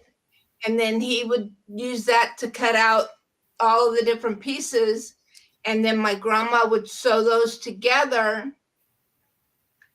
And then when it came to actually make the actual quilt, to actually sew the quilt together, then he would sit behind the sewing machine and help her to guide everything through the sewing machine. So That's really neat. Yeah, that was really neat to see them do that together. Hey, Mama Riz, she said she is still trying to figure out what she wants to be when she grows up. She had her dream job as a stay-at-home mom for 20 years, and now she wants to retire but can't afford it. She says, hey to everybody in the chat. Crystal said, the meaning of life. Enjoy the journey in the moment. That is a good yes. Because, so many times we're not enjoying things as it's happening because we're thinking about what's going to happen next, or what instead of just enjoying what you're doing when you're doing it, thinking about all the stuff that you've got to do back at home. Just, that's a good, Or relax. What happened back here instead of like, oh, why did I do that? Why did that happen? Or, oh gosh, I still got to do that. I need to, you got to live in the moment. Mm-hmm. Yeah. Lydia said she taught herself how to crochet and knit. She bought the knitting needles and the knitting machine and taught herself. Awesome sauce. Everybody's saying howdy do, and right. Joyce says great answer. Exactly. And there's Maritz's channel. Crystal said her husband's grandma taught her the basic stitches, and then she used YouTube for the rest. And I did. I've learned a lot on YouTube, like a lot of different ways to do stitches. Like after my mom taught me, she bought me crochet books and crochet magazines, and so then I learned the other stitches that way, like you were saying, the granny square, and just all the different stitches. And a lot of them I never knew what they were called. I think we've talked about this before too. Imagine my surprise and shock when I did not create certain stitches that they've been around for hundreds of years and I did not create them. And I was like, here I was thinking I'd come up with something new and awesome, and I did not.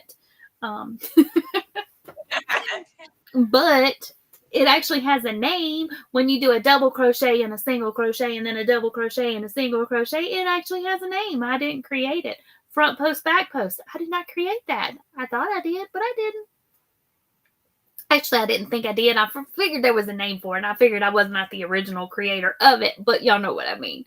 I just didn't know that, that it had official names. But then after getting all the books, I think it was probably in high school when my mom got me, or it might have been in college when she got me some books that had a bunch of different stitches in them. And I was like, oh, I've been doing that stitch.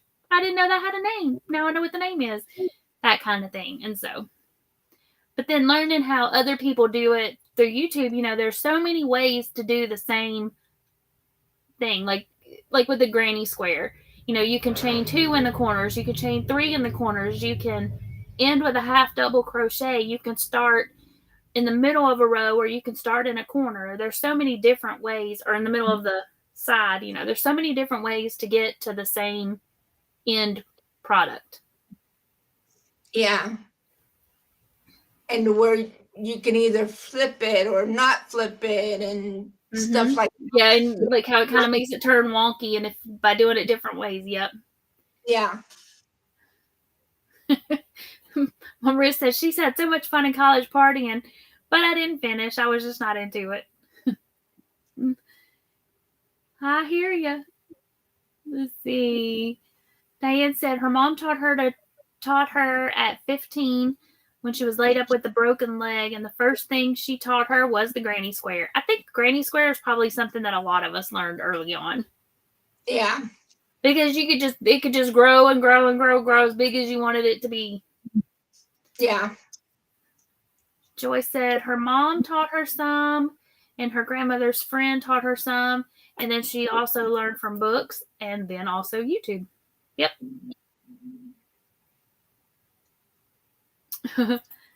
See, Liza says her grandma taught her to make a really long chain, and then she would rip it out and do it again. She said grandma spoke Spanish and very little English, but she loved to spend time with her. And crochet needs no words. That's true. It's universal.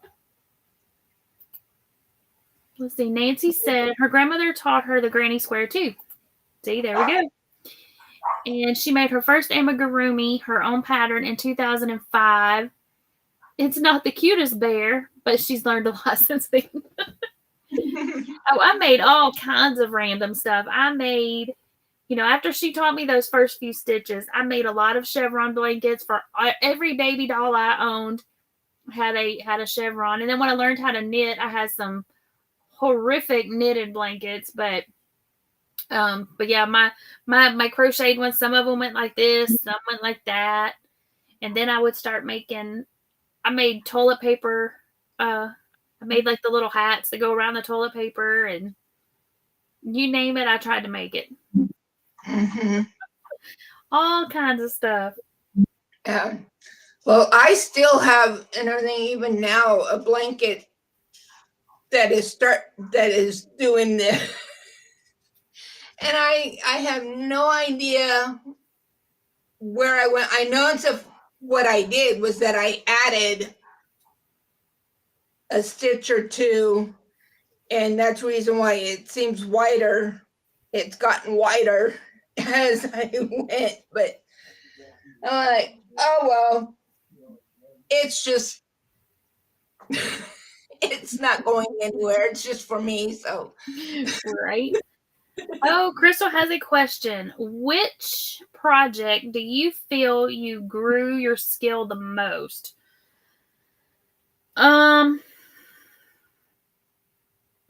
Good question.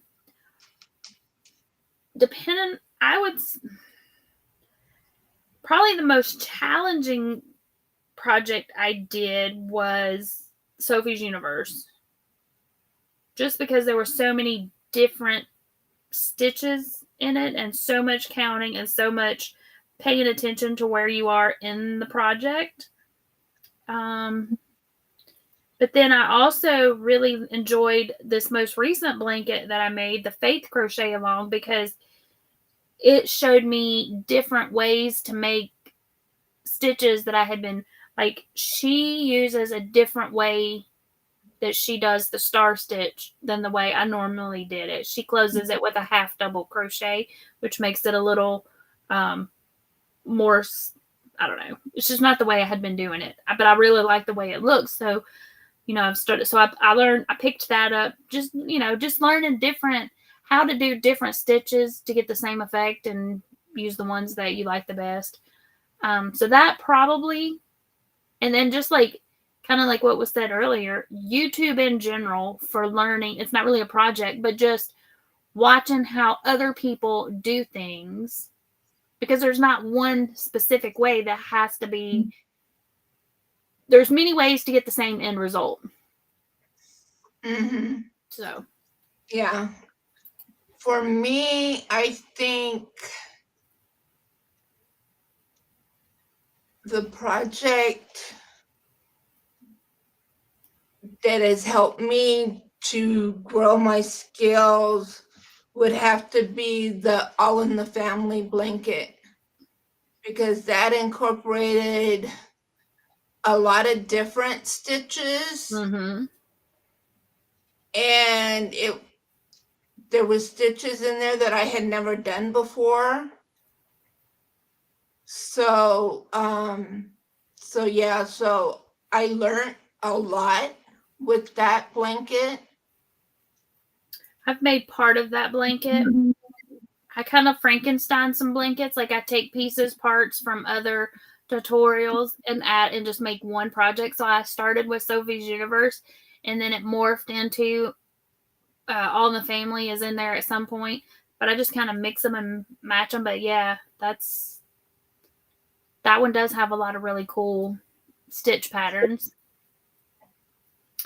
Let's see. Diane said she was also taught with Red Heart Super Saver because it was cheap. And that's probably why I was taught with that. Well, plus, we didn't have Hobby Lobby and Michael's and Joann's. Actually, I think Joann's was around, but at that time, Joann's was strictly fabric. It was like if you went into Joann's, it was fabric, fabric, fabric, and more fabric. Like that's what it was. They, if they had yarn, I don't remember it having yarn when I went as, in the younger years. But yeah, so I was really happy when Hobby Lobby came because I was like, oh my gosh, I love this yarn. That's like not Red Heart Super Saver. This is amazing. There are more yarns besides Red Heart Super Saver. Kind of like you were saying, because that's all that. Well, I mean, Walmart had a few other yarns, but the whole pretty much was Red Heart. Yeah, and for me and stuff here, when we started crocheting and stuff, we didn't even have Walmart yet. We still had Kmart.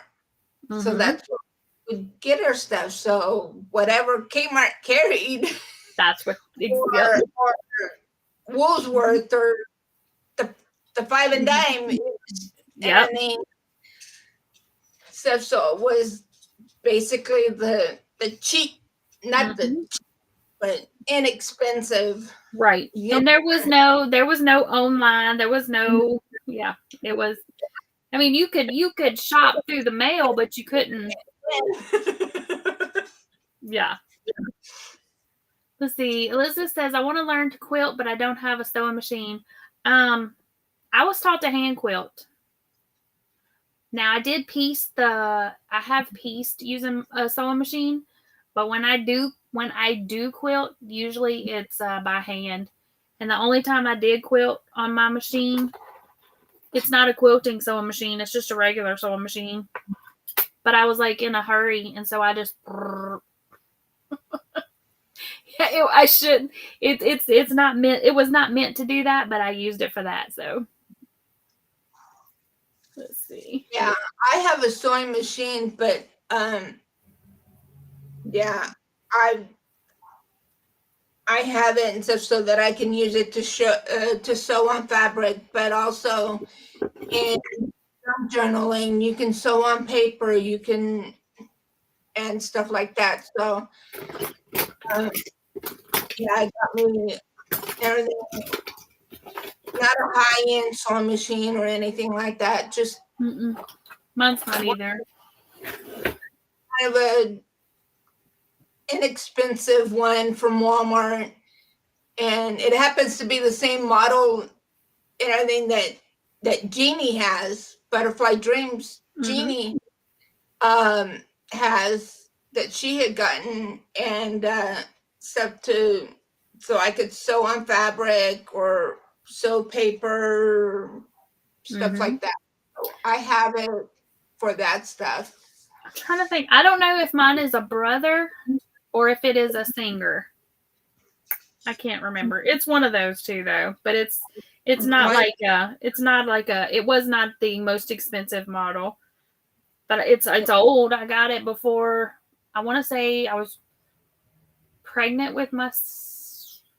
pregnant with my oldest or he was newly born when I got it. But Nancy said the poncho on her chair her grandmother made using Red Heart Super Saver. Now, one thing I will say about Red Heart, that yarn lasts forever. Like it's it may be scratchy, but I mean, you can make heirloom projects with it, because the blanket I made for my son, or for both of my sons, both of their blankets still look basically the same as when they were made.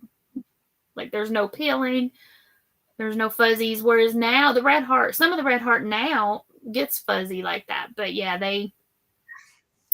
it was, I guess, it held the test of time. Lori said she learned how to crochet on the YouTube streets because she's a yarn gangsta. That's how I read that anyway. Joy says, stay out of them alleys, Lori's back in town. Let's see.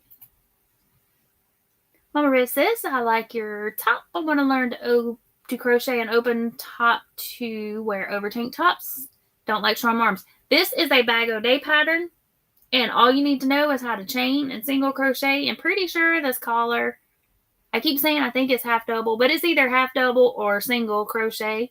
But after this live ends, I will drop the link to this in the description box so y'all can just come back, click on it. But it's a bag-o-day pattern. Or if you just type in a bag-o-day mesh top, this will pop up. It's a top down. It's a raglan style. You make it as a tank, and then you can add sleeves if you want to. So, yep. And I made it long enough so that it comes below my hiney. So I have on a tank top, and then it cuts so you can wear it with leggings or whatever, which is what I have on because I don't want all that showing. I want it to be covered. Let's see here. Hey, Regina. She said she's still crocheting. Well, welcome in. Well, hey, Robert. He says, hello. Came here for company. Hope y'all are well. I am doing good. I hope you are as well. Hey, Rudy. Hey, Lisa the Grammy. Everybody's saying hey to everybody. Let's see. And then Lydia is saying who's doing the next group. That would be, yes, glad Lydia brought that up. Okay, so Crafting with the Girls, we are the first Saturday of the month. In July, it's going to be over at Margie's channel. And since the cameras are backwards, I don't know which side she's on. So whichever way I'm pointing, it's at Margie's channel. Up here on the top with me. So it's going to be over on Margie's channel. But, yeah, we do rotate it out. So Lydia will be doing 4th of July stuff with her town on that night. So she will not be here that night. But hopefully Lisa will be back with us. Let's see. Everybody's saying hi to everybody. And Regina said that's what she's working on now is Sophie's Universe. That is a very challenging blanket. But yeah, I did learn a lot from that. Let's see. Crystal said for her, it was the Around the Bases blanket, which is a sampler style blanket. Yep, and I do like the sampler styles because you can learn, like, especially if they have a stitch that I haven't ever done before. Only thing I don't like sewing all the pieces parts together. If it's like a block a month kind of thing, I like to do projects that do not require sewing at the end. But, which is why, I guess that's why I think, I like getting quilt toppers, but then I like to hand quilt it, but I don't like piecing the tops together. But my friend loves piecing tops together. And then she'll take it and have somebody do like long arm quilting of it. But I haven't quilted in a long time though. But I need to do another quilt. I have a couple of toppers. I just haven't taken the time to quilt them. Because it's not a quick thing to do if you hand quilt it. I mean, if I started quilting a queen size quilt, I might have it done in a couple years. Best I remember at my speed of quilting anyway. Let's see. Mama Maria says Sophie's Universe is way too difficult. It would cause her to drink.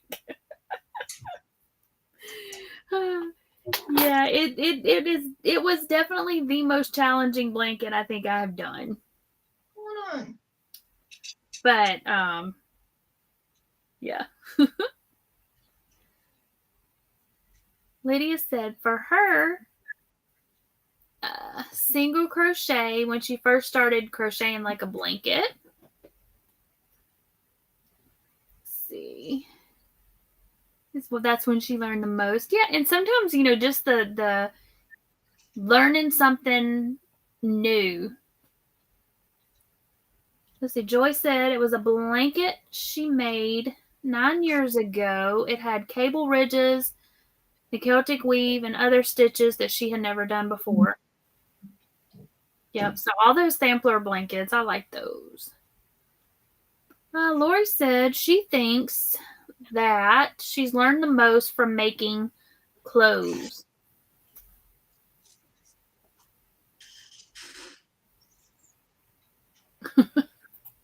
Mama Maria said she doesn't like to be an overachiever. Easy is better for her.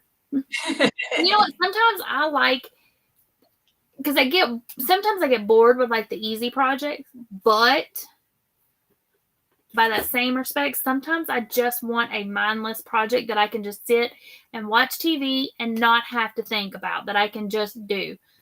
Like this. I can just do. I don't have to think about it. I can just do it. I don't have to count it. I can just do it.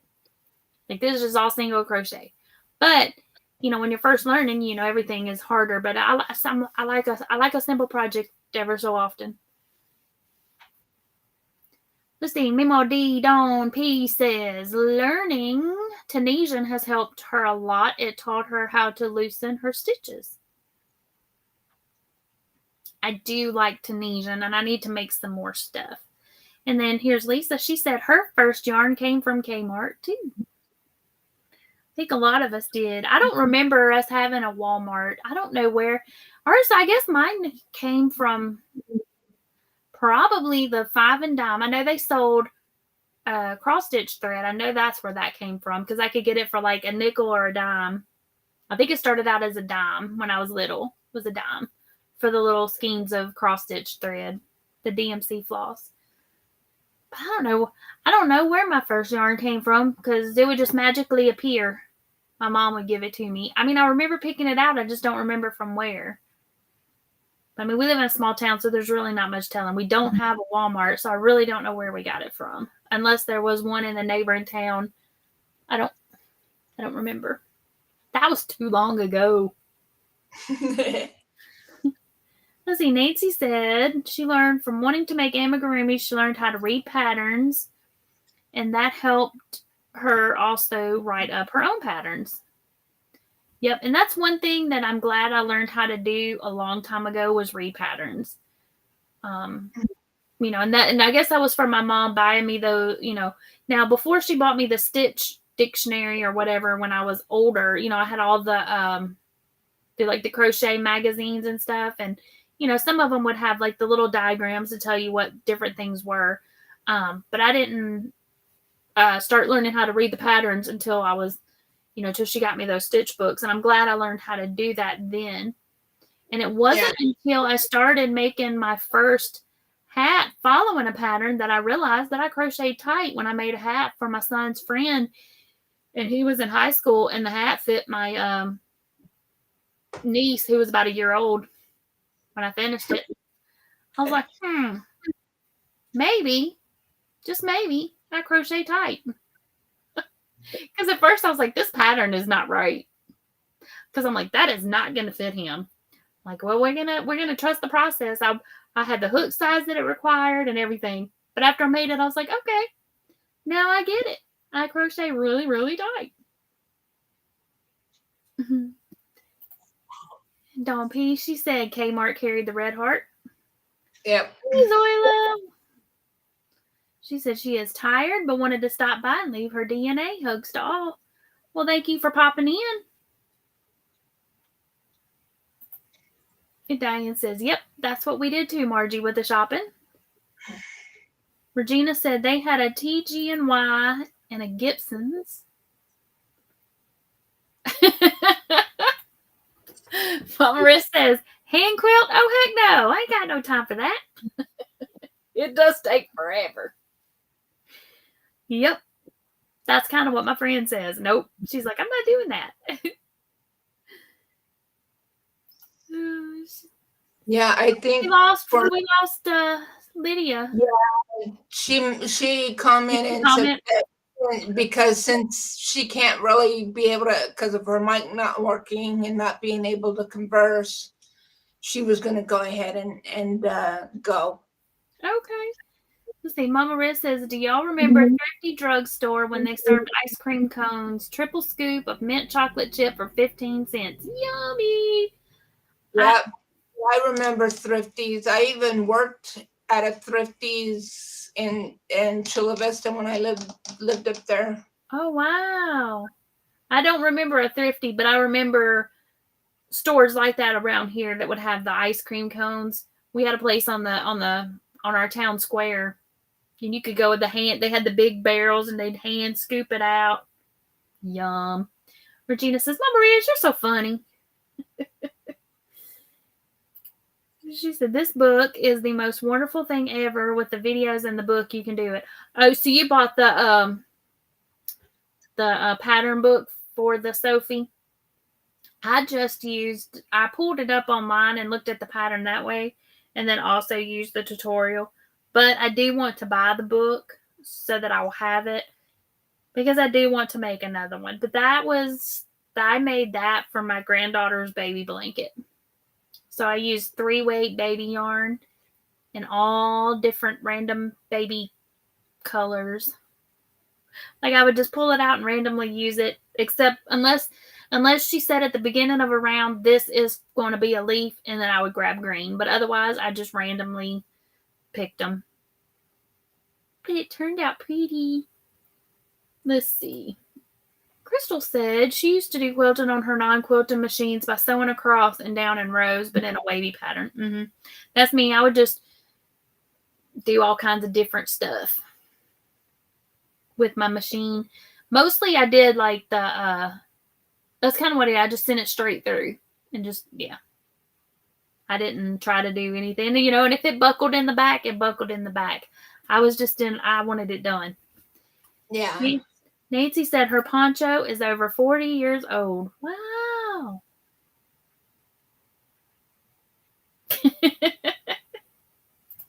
Lori said, yep, that's how she wrote it. Yarn gangsta. Let's see. Nancy said she has a brother sewing machine.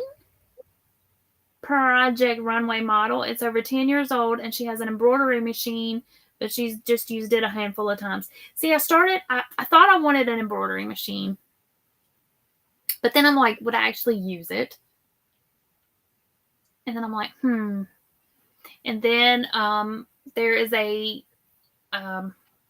another crafter in the area, and they always get 2 10x10 booths side by side, and they have this huge truck, like not a tractor trailer truck, but like a big RV type thing, and they have like every color of embroidery thread imaginable, and they have this huge embroidery setup, and they come to every craft show, and then they can like embroider stuff at the show, like bibs and blankets. And so I was like, yeah, I don't guess I need an embroidery machine, because mine would be on a very, very small scale compared to that. But I mean, for doing stuff for myself, but I had boys, and at the time that I was thinking about getting it, they were older, like middle school age, and I thought, they don't want anything embroidered by dear old mom, unless it was like a baseball cap or something. But yeah, so I never have gotten one, but sometimes I want one, but for right now, it's on hold. But they did have one during the Hobby Lobby clearance that I almost bought, but then I didn't. Let's see. Zoila said, as a beginner, it's hard to decide what to buy with so many different fiber sizes and yarn companies, and she's learned that she must feel it before she purchases it, and everything that she has learned has been from YouTube. Yep. And YouTube is a really great tool for learning not just crochet, but for a lot of crafts and a lot of Yeah. hobby type things. Even if it's just learning how to do something that you've known how to do for years and years and years, just learning a different technique or way of doing the same thing. Even if it's resin, or wood burning, or cross stitch, or knit, or looming, whatever, you can learn different techniques from people that you would never ever have the opportunity to meet through YouTube. Or relearn how to do something. Yes, because like with knitting, now with crochet, there were years that I stopped crocheting, like probably my early teen years, because it wasn't cool back then. Everybody called me the old lady because I crocheted, but I still did it, but not as much. But now with knitting, I didn't love knitting as much. So after I made a few little baby blankets and stuff with the knitting, I kind of put that aside, and I didn't start knitting again until, let's see, I was older. We had already moved back here. And when I say older, I mean like I wasn't still a teenager, probably in my 30s. And I made a scarf. And then it wasn't until probably a few years ago that I started picking the knitting back up. And then last year, I guess it was, I like really decided I was going to give knitting a go again. And like you said, start relearning how to do things. And because, I could just knit back and forth. That I remembered how to do. But as far as, and now with YouTube, it made it a lot easier to learn how to do all that. Like I'd never knitted in the round. I'd never made a hat. So I did do that. So. Yeah. Mama Riz says, thanks, I love it. No problem. Yes, I will be dropping the link. It's very easy. Lisa said she has a Singer Touch and Sew. Solid metal base. Oh, wow. And she had to replace some of the plastic gears over the years, but it works great. Mine is plastic. It's not metal. I would have liked to have gotten a metal one, but it's all plastic. Pretty sure. I mean, it has metal on it, but I think it's mostly plastic. Zola said she's going to keep listening until she falls asleep. So if she doesn't respond to a comment, don't think she's being rude. Just forgive her. She's tired. Love to all. Yep. Okay, Crystal said that that the around the bases isn't squares. It's similar to Sophie's in that it continues to grow. Oh, well, that's cool. Maybe I'll have to check it out then. That's cool. Whose pattern is it? Where do we need to look to find that? Zola's saying if she doesn't respond, don't think her rude. Okay, so earlier today I was on Niecy's live when I was at the flea market. And when I got home, I was listening, but I went back to watch her live because there was a lot of stuff I was missing because, I couldn't see the screen. I'm walking around. People were talking to me like in the booths that I was stopping at. And I had the earpiece in so I could hear what Niecy was saying, but I would like mute myself. And then so I was missing a lot of what was being said or whatever. So I went back to watch. And at one point I'm walking across the parking lot and somebody yells, "Hey, Pam!" And I was watching Niecy's live and I went, rewind. I was like, did somebody just yell, "Hey, Pam"? I didn't see anybody I knew at the flea market. So somebody yelled at me. Never heard them. Just totally ignored them. I never even heard it until I was watching Niecy's live back. I was like, well, they think I'm a snob. So I didn't mean to ghost whoever it was. I didn't mean to like just completely ignore whoever it was.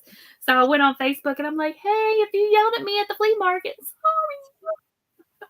I didn't hear you. I wasn't trying to be mean or rude. I didn't hear you until I heard it on the live. When I played it back.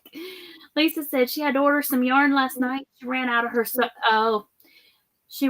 of while working on her Sophie, and all the local stores within 2 hours of her were out. Oh, wow.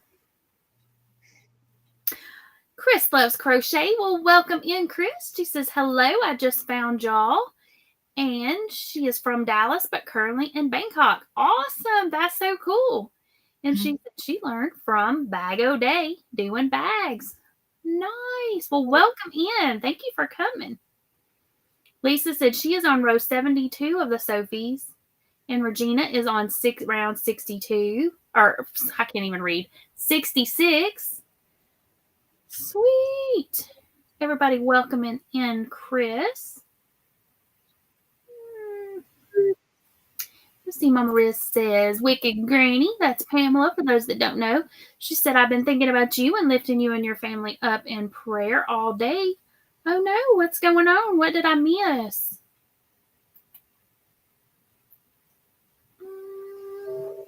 And there's where Lydia commented and said, since she can't visit and the mic isn't working, she's going to be going. And that stinks. I just don't know what was going on with her mic. It was really weird, y'all, because she was up and we could hear her and then, or we couldn't hear her rather. And so she exited and came back in and it just wouldn't work for her. It never would come back on. Hey, Cricket. Cricket saying hey to everybody. Let's see. And Pamela said, thank you, Elizabeth. And then Lisa said that her grandma taught her to crochet when she was about 5 or 6 years old. And she taught her to knit, but she never had her own needles, so she never knit again.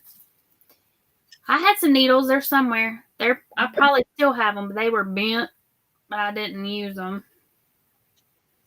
You should try it again, Lisa. Get you some. And y'all, I don't know if any of y'all have Dollar Trees around you, but Dollar Tree sells knitting needles. But me personally, I prefer the ones with the cable. I prefer the cables because the needles are shorter, and then the cable keeps the stitches from falling off as much. But that's just me. I know everybody has their own thing, but the long needles for me are just harder to work with. I do use them occasionally, but I prefer the working in the round, the one in the round. I don't work in the round. I just prefer the cabled ones, and then I go back and forth. So. Jeanne said she is back and all the flowers have been watered. And Charity says she also started with Red Heart and she was mostly self-taught from a crochet book from Walmart. Now that's the when I first started really getting back, your lights flickered again on you. I see it. You're not imagining it.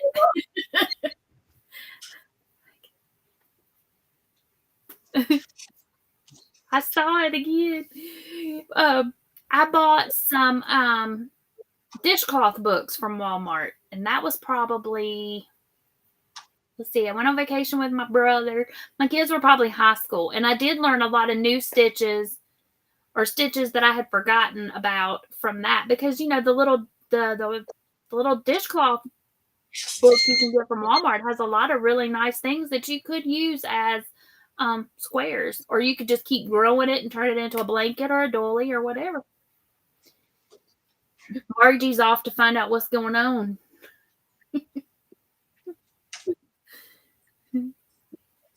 Let's see. Lisa said she keeps learning more stitches the more patterns she finds. Mm-hmm.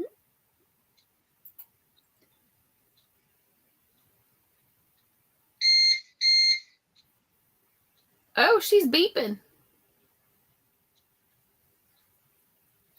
Is that you beeping, Margie? Hey, Craft 49. She said they still have one, but they're called Ray cones.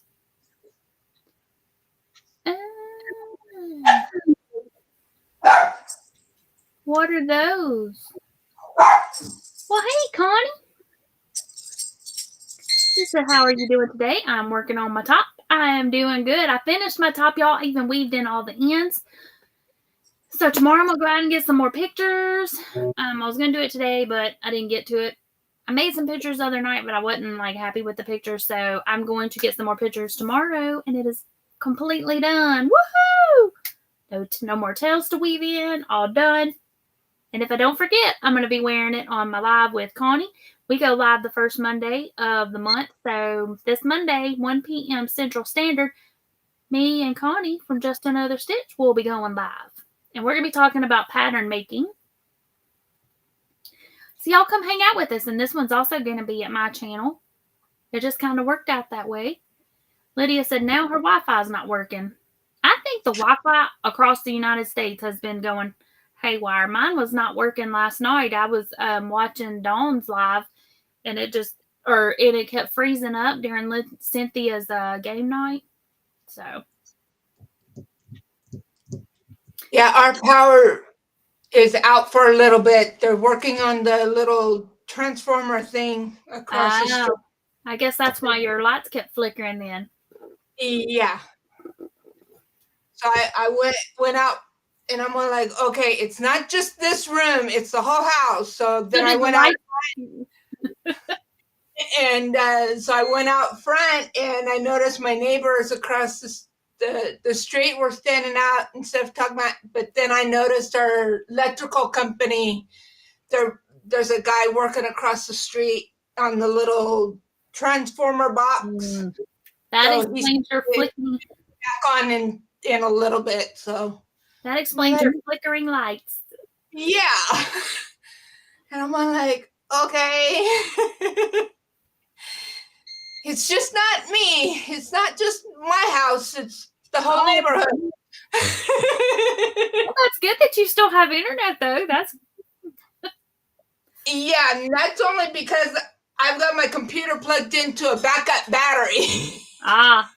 That maybe was beeping. Something's beeping. I guess telling you that the power's off. It is my backup battery. Gotcha. And Connie is saying howdy do to everybody. When we get to the bottom of the chat, we can head out. That way we don't run up all your backup. And Cricket says we have honey bears. And Lydia saying I'll talk to you all later. Everybody telling her bye. Hi, Miss Aisha. She says hi, Pam, Margie, and everyone in the chat. Let's see. Regina said, talking about her Sophie, that's what she's doing too. She has a step great grandson coming this fall, so she's making her blanket in a DK weight and baby color. So her Sophie is also going to be a baby blanket. Well, congratulations on the new great grandbaby coming. Let's see here. K-Craft says she was at her brother's last weekend and went to a sale, got 3 baby quilts, all new for $1 each for a new grandbaby coming. Never have enough blankets. Exactly. But wow, 3 baby quilts for $1 a piece. That is amazing. That is amazing. That is a great, great deal. Charity said she learned from Bod how to do something besides blankets about 5 years ago. Yes, and y'all, Crystal, I know everybody here probably knows Crystal, but if y'all don't, Bod is Bago Day, and that's Crystal, and she is an amazing, amazing teacher.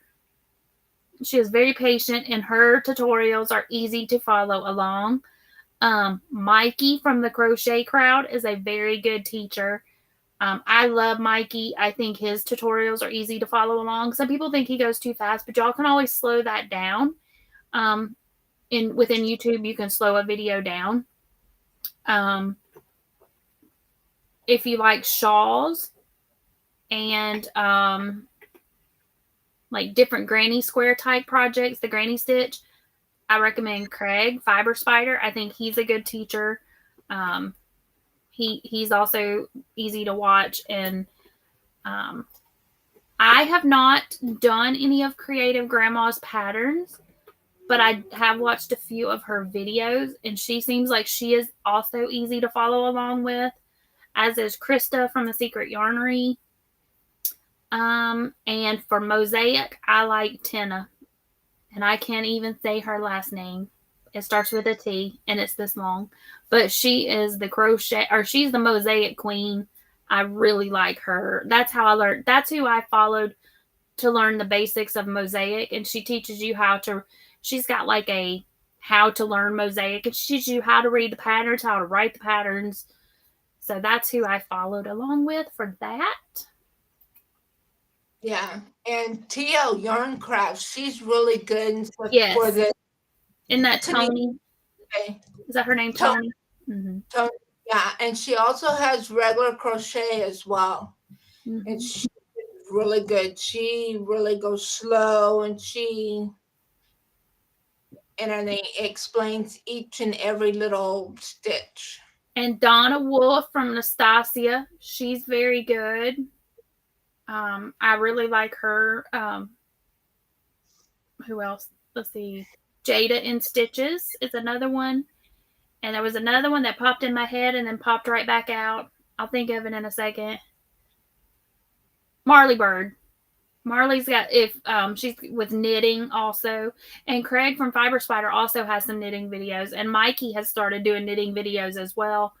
So there are a lot of good instructors out there, and what works for one person, like say you go to Fiber Spider, so you go to Craig's channel, and you're just not getting his technique, you're just not getting it the way he's showing it. Go check out Mikey at Crochet Crowd, because maybe you didn't get it when Craig was showing this particular stitch, but you go watch somebody else and all at once it clicks. Or if you can't, if neither one of them, then go check out somebody else. Just search around until you find the one that, don't give up on it just because you think you can't do it. Go find another teacher, because everybody learns in a different way and everybody teaches in a different way. Yeah. Linda Simpson also has tutorials on knitting. Angie, my fairy treasures, power, yay! Angie, my fairy treasures, she even recently did a tutorial on knitting. Okay. I don't have any knitting tutorials. I have a This Is How I Knit. And y'all, I always thought I knitted wrong because I hold my yarn in my left hand. I don't throw it with my right. And again, it's one of those things where I thought I invented this, but I don't. Apparently it's called continental knitting, and it's a thing. And that's how I do it. It's like a hybrid. But it's just easier for me to do it that way. Pamela says the first yarn she remembers buying was when her son was just over a year old. She drove to the nearest town to Ben Franklin and got a skein of Red Heart Mexicana and a hook just to make him a scarf. Hey, Mexicana, that's what one of my son's baby blanket, or one of his Afghan that he is made out of. He was like 4 and he picked it out. He picked it out for him and for his brother because it was rainbow. And so that's what both of theirs is. But one of them, his is Mexicana. Cricket says she has an old brother sewing machine that she uses a lot. Sweet. And then here's the rest of what Pamela was saying. So she made him a scarf so he could go out in the snow. Let's see. Bridget says she has a Singer sewing machine, a brother embroidery machine, quilting machine, and a serger. But you are like the sewing master. You use yours all the time. You are a sewing machine. Let's see here. I do need to get back into sewing. I used to like it, but now it's just like a chore. But that's because my sewing machine is like in the cabinet, not easily accessible. And so if I sew anything right now, it has to be hand sewn, and I just don't want to do that. Let's see. Lisa said she grew up in Michigan and remembers going to the drugstore and buying 12-cent fountain Cokes, 10-cent ice cream cones, and at lunchtime from 5th grade, she would get a note from her mom to walk from school. Oh, that's neat. And let's see here. Cricket says she does hand embroidery. I haven't hand embroidered since I was young. Let's see. After I learned how to cross stitch, I learned how to hand embroider. But cross stitch, I've made so many cool things with cross stitch. And then again, it's one of those things like I reached a certain age where all crafts like that kind of got put on the back burner. But I've probably cross stitched more over the years than anything. But here lately, it's all been yarny fiber stuff. Yeah, I used to embroider also, but I haven't picked that back up at all. Mm-hmm. Lisa says her and her cousin had a class together and they would go together. That's cool. I used to walk home occasionally when I was in middle school because, it's a small town. but only if my brother could. The one time I tried to walk home alone, I got lost. I went through the woods and I took the wrong path and ended up like way away from where I needed to be. But I did end up at my friend's house, and then I had to take the long way around. So I was like, never again. I figured out where I was, but it took me a lot longer to get where I needed to be. Okay, Crafts says she has an embroidery machine that she loves but needs more room. Wicked Granny says she has an old Kenmore workhorse of a sewing machine. It needs to be cleaned and oiled because she hasn't used it in several years. And I'm sure that mine needs to be oiled too, because I couldn't tell you when the last time I pulled it out and used it. Let's see. Bridget said she's still learning the brother machines because she got them all at once, so it's taking more time than she would like. Hey, Jeanette. She says, hello, lady. Sorry I'm late. No worries. You're here now. That's all that matters. Everybody's saying howdy-do to Miss Jeanette. Crystal said that it was a crochet along in 2015, she believes. Cool beans. And what was that called again? Do you remember what she said, Margie? Let me scroll back up. Scroll.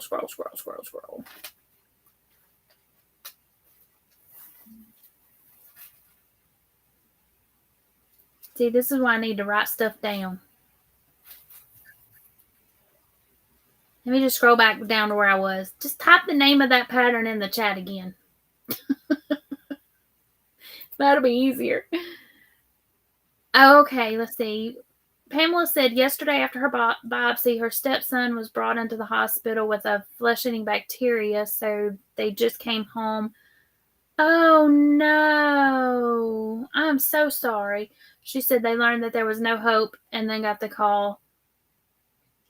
Oh, I hate that. Oh, my goodness gracious. That's awful. Absolutely awful. I am so sorry. Let's see.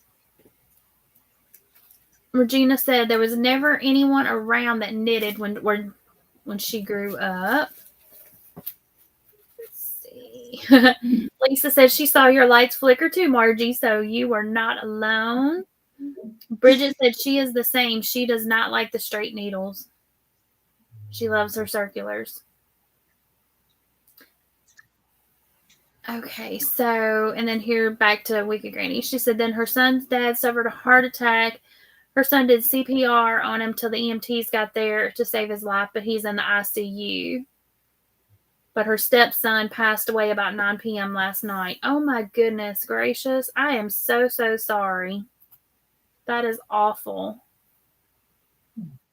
You know, that kind of puts it in perspective. Everybody that thinks you've had a bad day, you know, then you read something like this, and it just really puts everything into perspective. Yeah. So absolutely, like Crystal saying, prayers, Wicked Granny, absolutely prayers for you and your family and your kids. That's just, yeah, you've had a very tragic couple of days. That's awful. And that flesh-eating bacteria is, I mean, that's just, you know, and that's just something that you don't, I mean, it's something you can't see. You know, you go and you think you're going to have a good time and have fun, and then something like that happens, and it's scary. And that's what Crystal's saying. When it rains, it pours sometimes, but in time, you'll see the sun and hopefully a rainbow. Absolutely. And then Cricket said there in Ohio, her internet has been in and out for about the past 2 weeks and has been terrible. And Pamela says, yep, it's going to take time. She knows. Yeah, that's awful. Regina says she had to restart her phone because YouTube hasn't been working well for the last couple of days. I think so. I think just all of the, and it could just be that all of these different major platforms are all doing system upgrades. And then once they do a system upgrades, there's always things that have to be tweaked and kinks worked back out again. You know, they fix one problem and it causes another. The coding may not be exactly the same, so now they have to go fix that. But now that we're getting to summertime kids are out of school, so Mhm. there's people on the internet. And Right. Yep. And yep, there's Jada and Stitches. And then, so y'all are already kind of doing this in the chat where I'm at. So who are some of your other favorite teachers? And I know there are a lot of creators and tutorial people in the chat too that I have watched and learned from, as well as, yeah. So, and Mama Riz says, you just mentioned my all-time favorites, especially Bot and Mikey. And Crystal said she likes Spring the Fiber Enthusiast tutorials. Me too. I love Miss Spring. And there's Niecy. Hey,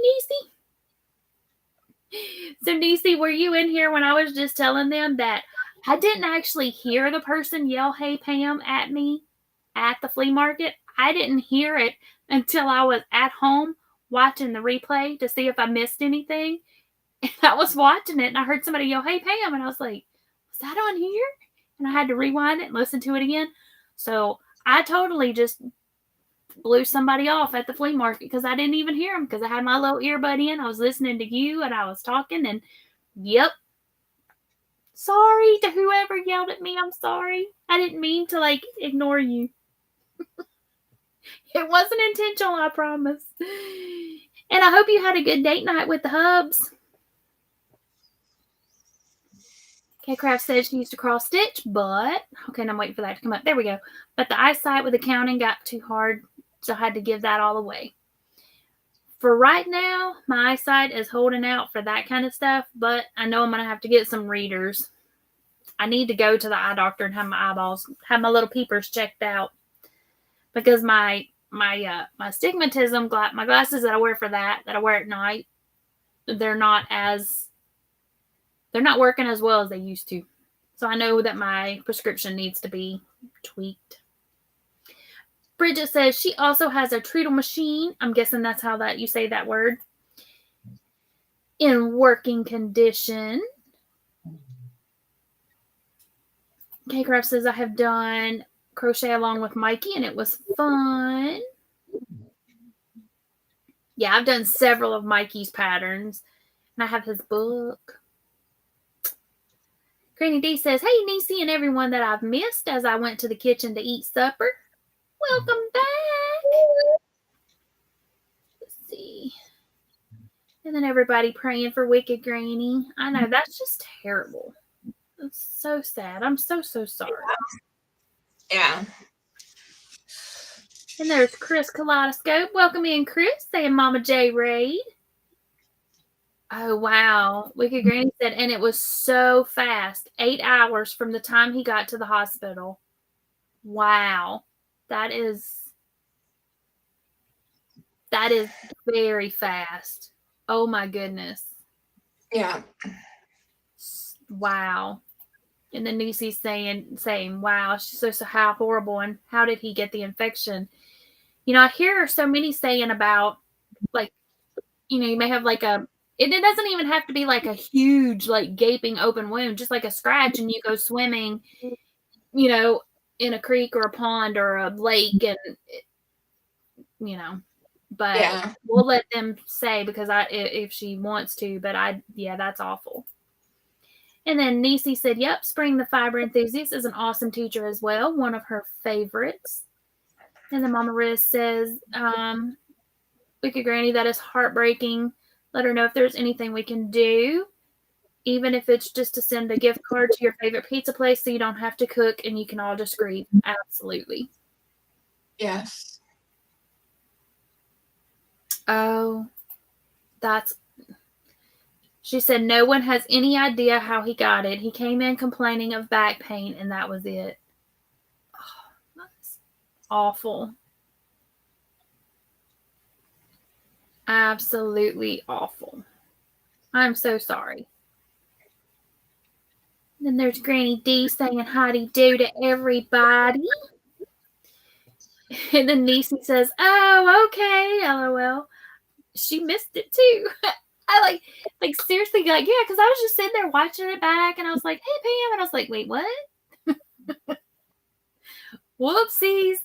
And it was a man. And so I sent my friend a text. I'm like, and I sent her the link. I'm like, well, I'd already sent her the link because I wanted her to look at that trunk that I didn't go get, that I'm still trying to not go get if it's still there tomorrow. But so I sent it to her and I'm like, go to this at this time. And so she went and looked at that and watched part of the video. Then I text her back. I'm like, go listen at minute 25 and whatever. Whose voice is that? Who yelled at me?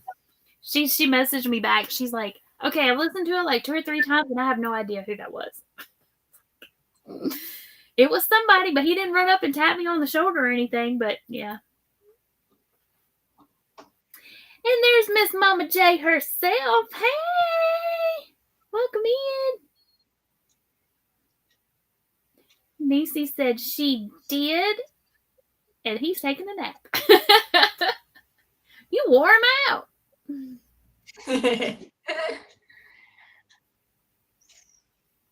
Okay, so let's see. So Ola Jo hasn't posted in a few years, but she loved her amigurumi. But wait a minute. Sorry, not Ola Jo. Sharon Ojala hasn't posted in a few years, but she loves her amigurumi and learned so much from her. Her channel is still up, but don't know what happened to her. Me either. But her channel is still up, so y'all could go check out her tutorials. Everybody's saying howdy do, howdy do. Nancy said she uses trifocals. I saw Nancy's got this little thing like that can pull down. It's like a magnifying glass. But you've got to have it for working with them itty bitty teeny weeny things. Yeah. Mama Maria says, Pam, every time you're live, I tell you, I love the blanket behind you. It's so pretty and I just love it. Well, thank you. That's my happily stained. The bright colors is the colorway Happy. It's a mandala ombre cake. And I love it. And I just think the black makes that color pop. Niecy says, little man is on his way home and they are running about 45 minutes late. Oh my goodness. So you got about another 45 minutes. Kid free. Hi, Chandra. She says, hi, everyone. Mama J. Ray. Yeah, Miss Granny D, how are you feeling? See, look, how are you feeling today? See, I didn't even think about that. My Granny D couldn't go live earlier. Her sinuses and allergies were just driving her crazy. Mm. Here's where she's saying that. She said it's been a tough day with sinuses draining. Yeah, and once they start draining, then you get the sore throat. She's had a stopped up ear and a headache, but she's getting better now. Thanks, and hope you are well. Well, I hope you are well enough to hang out with us this weekend. Has anyone heard from Christine? You talking about Christine? Christine? I have not. I know she had gotten sick, and then she was, she's just busy in her personal life, so she hasn't been around. But if I had to guess, I would say she's probably been lurking in the bushes. That's just my guess. But I've been missing my sweet little sis, Christine. Well, hey, Tina, welcome in. And then Joy saying to Granny D, probably have a sinus infection again. Possibly. Mm-hmm. And then Niecy saying, yep, Sharon Ojala's website is also still up. Okay. Crystal said years ago she went to the lake with a mosquito bite on her chest and got MRSA. The doctors had to cut out a lot of the flesh and pack it with a special gauze for 2 weeks. We'll never get in a lake again. I don't blame you. I just still can't get over how fast poor Wicked Granny's stepson. That's just, Yeah. That's awful. So fast. Yep. And then Granny D says, yep, if she's not better by Monday, she'll call the doc. Absolutely. Everybody's saying howdy do. Tina says she's going to add Granny D to her prayer list. And Joyce says, I'm going to say salt water. Get you some lotion and rinse those sinuses out good. That might help. I'm going to say that that's supposed to be salt water or saline. I don't know. Help me out unless that's something that I'm not familiar with. Yeah, Niecy says, I miss Christine. Me too. Yeah. Me too. Yeah, I miss seeing her. Nailed it. Yep.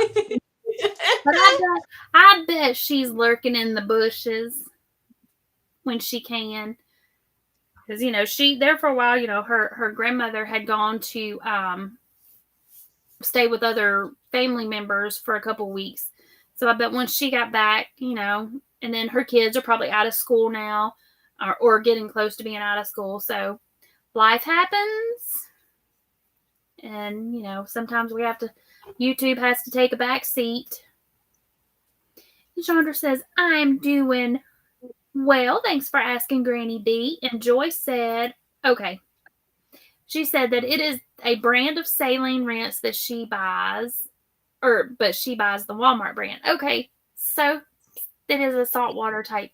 But yeah, I have a neti pot, and you can put that in, mix it all up, and then, yep, that is a good idea. Yeah. The neti pot took some getting used to. Like the first time I did it, I was like, I can't do it. I can't. But then I figured it out.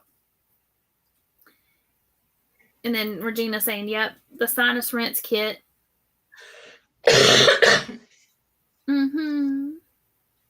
Yeah, my daughter has to do that every now and then because she gets sinus infection really, really bad. All of us going down the same pathway with our thought process. The neti pot. Yep.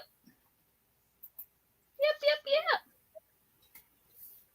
All right, so. All right, we're at the bottom of the chat. Do you have any more questions for the peoples? No, nothing that I can think of right now. Let's see. Granny D says, I probably do need to try that. She has Flonase, and that's all she has for seasonal allergies. I take Zyrtec. I used to have a inhaler or a nasal spray, but I don't a nasal spray, but I don't remember what it was called. It probably was Flonase. But what's everybody's favorite snack? We gotta talk about food. We can't just end on nasal sprays. We gotta talk about something yummy and fun and happy. Hi, Niecy. Niecy says, I can't figure out how to do a sinus rinse. It never comes out the other side, just all over my face. Finally had to figure it out. Okay, so like I lean over the sink and then I have to turn my head sideways and you just got to get it tipped up just right or lean over the bathtub. Regina said hers was a squeeze bottle, which was easier than the neti pot. I finally had to do it, and it feels like it's going to go in and come down the back of your throat, but you just have to get it just in the right spot to where it starts draining out the other side. It takes getting used to. It takes, yeah. Well, now they have that one deal where it goes in both nostrils and it automatically does it. Oh, really? Mine looked like a little teapot, like a little kid teapot from a kid plastic teapot that you had to tip it over and then let it drain. Yeah. Yeah. Joy says Flonase gives her a sore throat, and then if she gets a true infection, she'll do the big blast, as she calls it. All right, here we go. Well, hey, Mary. Mary says, s'mores. And then Lisa said she is going to make a pot of bratwurst and vegetable soup for dinner. So I'm taking you guys out to the kitchen on the table or on her tablet with me. See, I'm thinking table and food. She's taking us on her tablet. Bratwurst veggie soup. That sounds yummy. Niecy says popcorn with Parmesan cheese. Ooh, yummy. That sounds pretty good too. Can y'all tell I'm getting hungry? Because I didn't eat supper before I came in here for this. So that's why we got to talk about food, because now I got to figure out what I'm going to eat for supper. There's my cousin Brandy. She said she likes Ritz with peanut butter crackers and ding dongs. Ding dongs. Yummy. Nancy says any kind of cheesecake. Oh, cheesecake. Yummy. I agree. Cheesecake is the bomb diggity. Ooh, I don't have cheesecake, but I've got some fresh strawberries and some more some angel food cake, so I can have strawberry shortcakes later. I know I can have for dessert. Tina says, yuck, no thank you, and I don't know what she's yucking to, but so far everything sounds pretty tasty. Rudy says, have you both seen the $20 and $45 bill? I've never seen a $45 bill, and if they sent you one, it's not valid. Wicked Grady says, you make the K sound with the back of your throat. Oh, for the neti pot. And Granny D says, lately her favorite snack meal is buttered toasted English muffin with peanut butter and jelly. You know what's really tasty? English muffin toasted. Put a layer of butter so it gets all melted down in there, and then some Nutella on top of that. I like Nutella. If y'all have never had Nutella, if you like hazelnut chocolate spread, it's delicious. I like to take a flour tortilla, put butter on it, stick it in the microwave just long enough to melt the butter, and then roll it up. That's good. Oh, I've never tried it like that with just butter on it. The flour tortilla, huh? What if I've got any in there? I usually always have flour tortillas because, you know, you can make so many things with a flour tortilla. You can make a breakfast, you can make a snack, you can make a supper, whatever with a flour tortilla. So many things. Quick and easy quesadillas. Crystal said beef jerky and keto ice cream. I'm one of those weirdos that cannot eat beef jerky. Like, I put beef jerky in my mouth, and it's like I'm chewing bubble gum. Like, I chew and chew and chew and chew and chew and chew, and it never goes anywhere. It just stays there. I don't know what I'm doing wrong, but it's like a piece of bubble gum. It doesn't dissolve like normal food should. Now, I have done like homemade beef jerky doesn't, but like what I can buy in the store, it just never dissolves. Chris said, favorite snack is a Buddy Bar or dark chocolate cashews. Ooh, yum. Yeah, or double dip peanuts. The chocolate double dip. Yum, yum. Nancy said she is waiting for her air fried chicken to finish up. Ooh, that sounds good too. Whatever I fix is probably going to have to be something that I can fix here at home. I may fix me some breakfast because I've got bacon and eggs. K-Craft says strawberries covered in yogurt. Ooh, that sounds yummy too. Hey, Zach, welcome in. How are you tonight? I already know what Zach's favorite snack is. Peanut butter. Peanut butter and anything else, peanut butter. We'll see if he puts it in the chat, but I know. I got you, Zach. I know. Lori says, wavy chips with French onion dip. And there's the chocolate-covered peanuts. Yum, yum, yum. Yes, but the French onion dip, I agree. That's some yummy stuff. And Mama Riz says she loves fat dill pickles or anything salty like chips. See, and I like dill pickles like that, like either the spears or the dill pickle or even the little slices, but I don't like them hot on a burger, but I like them fried and dipped in ranch. But I don't like a hot pickle on my burger. I don't know. I'm weird. I'm a weirdo. I like sweet pickles, but not dill. Yep, my daddy, growing up, we always had pickles in the fridge. We would have dill pickles, and then we'd have bread and butter pickles, always in the fridge. Sometimes they were homemade pickles, sometimes they were store-bought, but always pickles. And I bet if you go to my daddy's house right now, he's got pickles in the fridge. I'd be willing to bet money that there are pickles in my mom and dad's fridge. Pamela said she loves ding dongs dipped in Cool Whip. I do have Cool Whip in there. I don't have ding dongs, but I got these things.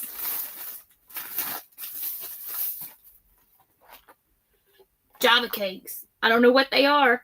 Jaffa cakes, the original. My sister brought them back from England. So any UK peeps, I'm going to be trying these.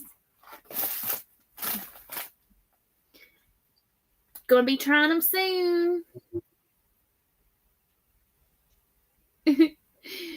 Granny D says, Rudy, a $20 bill. Yes, a $45 bill, question mark. Only if I get a bill in the mail for $25. Zach says, I'm sorry. I have no idea what we're talking about. We are asking what your favorite snack food is. And I said, your favorite snack food is peanut butter. Because I know you, Zach, and your favorite snack food is going to be peanut butter with anything. Peanut butter and ham, peanut butter and eggs. Y'all, he eats peanut butter with everything. Yeah. And if y'all are like us going, ew, yeah, he eats peanut butter with everything. Everything. Cricket says, fried bologna, slice of onion, tomato, and mayonnaise.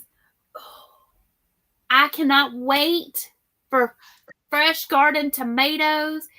Like a fresh garden tomato with a slice of bologna and mayonnaise, cheese. That makes the best sandwich. I'll take just the fried bologna. See, I like just a fresh garden tomato. The bologna don't have to be fried. Just a piece of bologna, cheese, mayonnaise, and a fresh garden tomato on just plain old white bread or wheat bread, whatever you got. That's like one of my favorite summertime sandwiches. I used to, on my bologna sandwich, I'll have the bologna, cheese, and then I'll take the barbecue chips and put them in the sandwich too, and kind of squeeze it. Mm-hmm. Yep. Or even you just sometimes a slice of lettuce on there too. That'll be fine. But yeah, that's the redneck lettuce is that crunch. I don't know what they really call it. Fried bologna, yes, ma'am. But not the bar S bologna. I don't care. I like it all. Bologna. I like bologna. Grannies, we could too many grannies. Granny D says, I love English muffins with butter and then toast in the air fryer. So good. Ooh. I haven't tried them in the air fryer. And there's never too many grannies, y'all. Don't listen to me. Never enough grannies. All the grannies can come hang out in the chat. Definitely. Zach says he loves peanut butter and jelly on a tortilla. That does actually sound pretty good. I do have some peanut butter and jelly in there. Do I have bread? That is the question. Do I have bread, though? And Mama Riz says, Cricket, yes, fried bologna sandwich. Yum, yum. Regina says, flour tortillas with a handful of cheese rolled up and then in the microwave. Yep. And I do that too. I'll take like a plate and I'll put the flour tortilla on it, sprinkle a little bit of cheese on it, pop it in there and let it melt just enough and roll it up. Or take that and a spoonful of salsa. Yep. And then Joy says, hey, Rudy, I've gotten billed for $45. True that. Lori says, almost ready for her son's graduation party tomorrow. Just need to clean the bathroom, sweep, mop the kitchen, and put away the dishes. Woohoo! Well, congratulations for the graduation, for the graduate. Yes, congratulations. Granny D says, I don't like beef jerky either. Does the same. Tastes like cold grease. It does. It just like, I just chew it and chew it and chew it and nothing ever happens. It just like stays there. Mama Riz says she likes peanut butter and celery with raisins, which is called ants on a log. Or for the sweet snack that's bad, she loves almond M&Ms. Okay, Regina says, Mama Riz, you need to order some, I'm going to say Petite Jean bologna, although in South it would be Petite Jean bologna. It's the best ever. But I'm sure that's not how it's really pronounced. I've never heard of that. I usually buy like Oscar Mayer or not Jimmy Dean, but I don't know. I know it when I see it. I know which kind it is. that I usually get. But Joy says bologna and cheese, ketchup, and crunched up barbecue chips. There you go, Margie. I don't usually put the ketchup on there. My kiddos, when they were little, ketchup on the hot dogs. Yeah. Zach says, Pam and Margie know me well. Yeah. Ooh, that sounds pretty good, Crystal. She said she used to cut up tortillas and fry them for her kids and then sprinkle them with cinnamon and sugar. Ooh, y'all know what's good too that I had as a kid? It's very similar to this, but you just take a plain old piece of white bread and you put butter on it, and then you sprinkle sugar, and then you sprinkle cinnamon, and then you pop that bad boy in the oven, because back then we didn't have an air fryer or a toaster oven, and you pop it in the oven and you let that butter melt, and then you eat it. Yum, Yep. yum. Yep. I've done that too. Marissa says she's never heard of that brand, but she bet she would like it. Nancy said she tried some monk fruit peanuts. They were so good. I have never, ever heard of those. Yeah. Never heard of those. Regina says, love the huge whole deals. Maria says, I'll even drink pickle juice. Okay, so my cousin Brandy, that's in the chat, my little cousin, which is her daughter, Carrie, drinks pickle juice. She gets a little, that you can even buy just pickle juice now at the store. I didn't know you could actually do that. Like, when my kids were little, they would dump the pickle juice at the ball games and stuff, and they would make pickle pops, and the kids would eat them and stuff. And I thought, you kids are gross. But then now they sell actual pickle juice, and it's supposed to be like really good for like leg cramps and stuff. But yeah, they sell pickle juice. She showed it one night on a live. She brought the little jar, and she's like a little shot of pickle juice. I'll let y'all drink that. I'll stick with eating the pickle. I don't want to drink the pickle juice.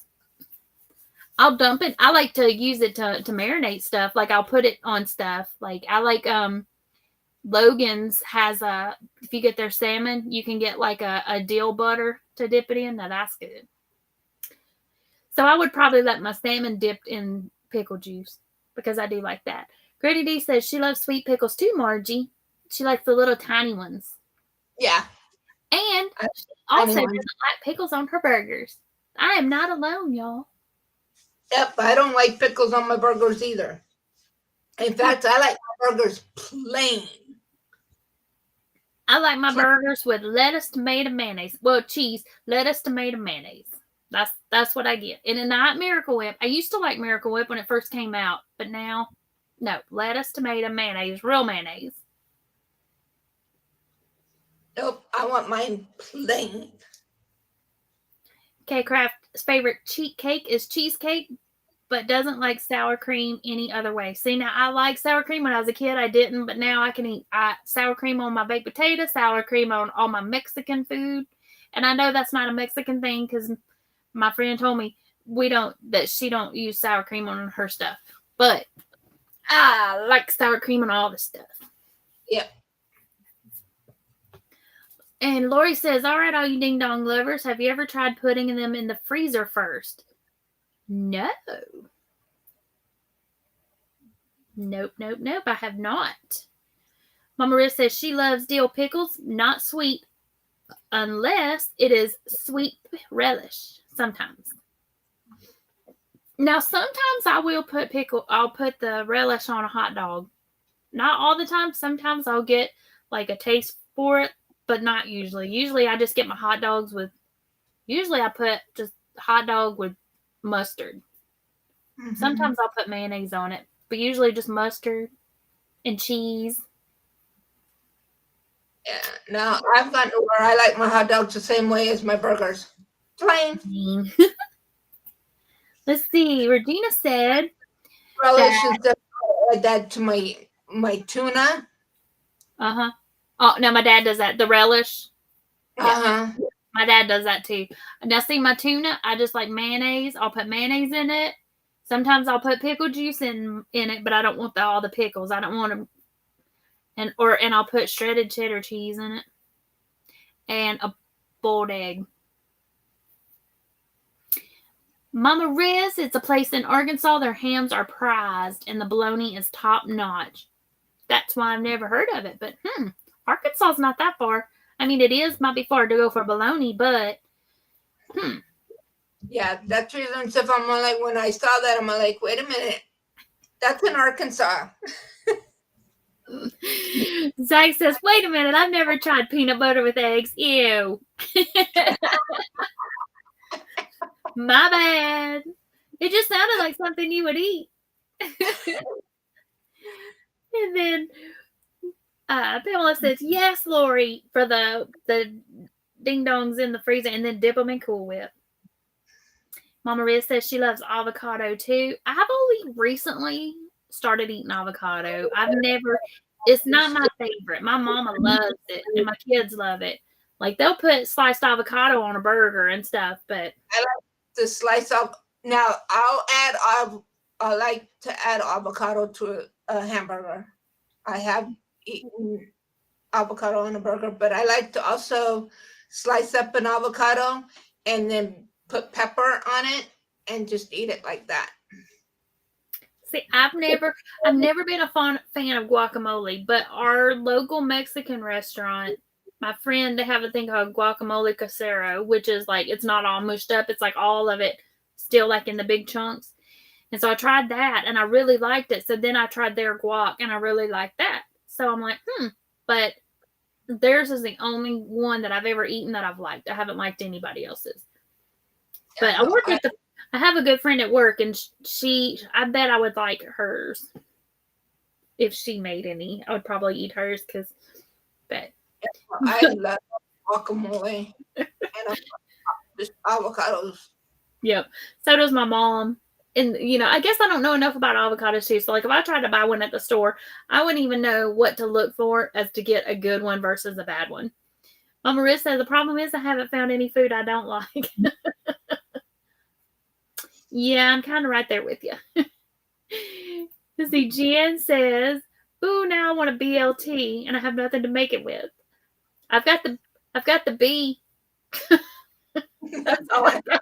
I know I've got bacon because I bought it the other day. I do not have lettuce and I do not have tomatoes. Although I should have bought one the other day. Maybe have to go out tomorrow. We have a new little what's it called? It's kind of like a little nursery, but it's not. But she's been going down to the Mennonite community and she's been bringing stuff back up to sale. So they've got like a lot of homegrown items. Like that's where I got the strawberries, and then she also had like tomatoes because they have a lot of greenhouses, and so they already have fresh fruits and veggies. So yeah, so I need to go get some from her because she's got it. But they also have a bunch of stuff that they've canned, fresh canned stuff, and I don't have to do it. Lori said, oh, beefsteak tomato sliced with fresh mozzarella, cheese crumbles, fresh slivers of basil, drizzled with olive oil and balsamic vinegar. See, now that actually sounds pretty tasty. That sounds delicious. Mama Riz is agreeing. Yes, the BLT. That sounds good. And there's Maritza's channel. For anybody that wants to drop your link in the chat, go ahead and type Buzz. And y'all just realized, I know I said we were going to go soon, but in about, we'll end up here in about 10-ish minutes. We'll end around 9-ish Central. And Brandy says Bar S bologna was her oldest son's favorite. That's a tasty bologna. James loved his bologna. See? He ate fried bologna every day. And Lisa said flour tortillas are bread, but I don't think I have any. I usually do, but I don't think I have any right now. Sometimes I'll even buy like the great old big ones that are like green. I don't think they're actually flour, but they're the big green ones so you can make the wraps, the sandwich wraps. Yep. Mary says, don't forget the Vegemite. Oh, honey, I will forget the Vegemite. Well, I do have some Vegemite chips in there. They're what they're called crisp. They're not chips. They're like little crackers. And I do have some cream cheese. And y'all, they weren't bad with the cream cheese on them. Not bad at all. Those I could eat. That's probably how we'll finish eating those. Ooh, you know what? Those might actually be good dipped in French onion dip. I know it's not a potato chip. It's more of a cracker. But yep. Hey, Cindy, welcome in. And then she says, blanket hello to everybody in the chat. Chris says, Nutella plus honey plus tortilla, roll and enjoy. Ooh, I've never tried honey with the Nutella. Cindy says she's been lurking in the bushes. Well, howdy do. You lurk away. Zach says, okay, I have to do it. I'm just going to say sorry to Margie for just no reason whatsoever. Hi, Zach. And then Cindy says, Regina, are you talking about the pronounced like Petty Jean bologna?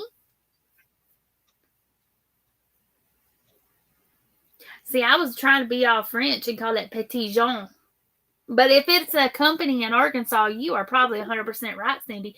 I was probably right in pronouncing it or petite or Jean. Mm-hmm. Everybody's saying hi to Cindy, and Cindy saying hi to everybody. Lori says, my bologna has a first name. It's O-S-C-A-R. Yep. But there's another brand, Oscar Mayer, I eat. And then the Bar S I eat because it's good because you can get it thick sliced. Think of the other one there. You can buy it at the and it may also be Bar S, but it comes like you can get it at the deli section, and it comes in a big huge log, and they can slice it for you. But we had a gas station that also had like a food deli in it, and they would slice it any thickness you want. But I can't remember the brand. And it could have been Bar S, but for some reason I'm thinking not. Crystal said she likes German bologna, but she rarely gets it because it's costly. Okay. And then Regina says you have Petite Jean, which is pronounced Petty Jean meats, and you will throw rocks at any other brand. Okay, so it is the Petty Jean. Okay. Zach says he will pass on the pickle juice.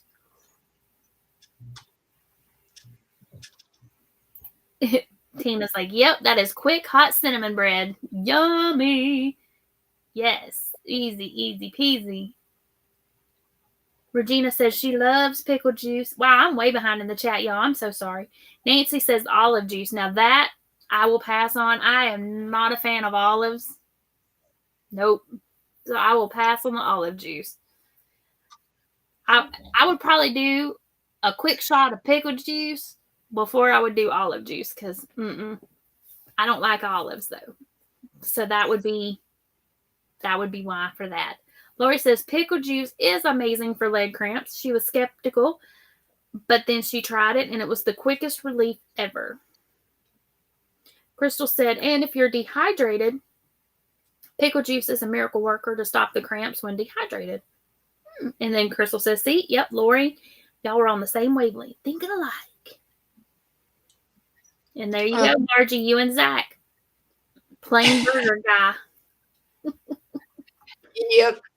Okay, there's Boar's Head is another brand. Cindy is a real mayo lover too. Yep. Give me the real stuff. While you look for brands, I'm going to keep cruising through the chat. There's Dietz and Watson. Eckridge.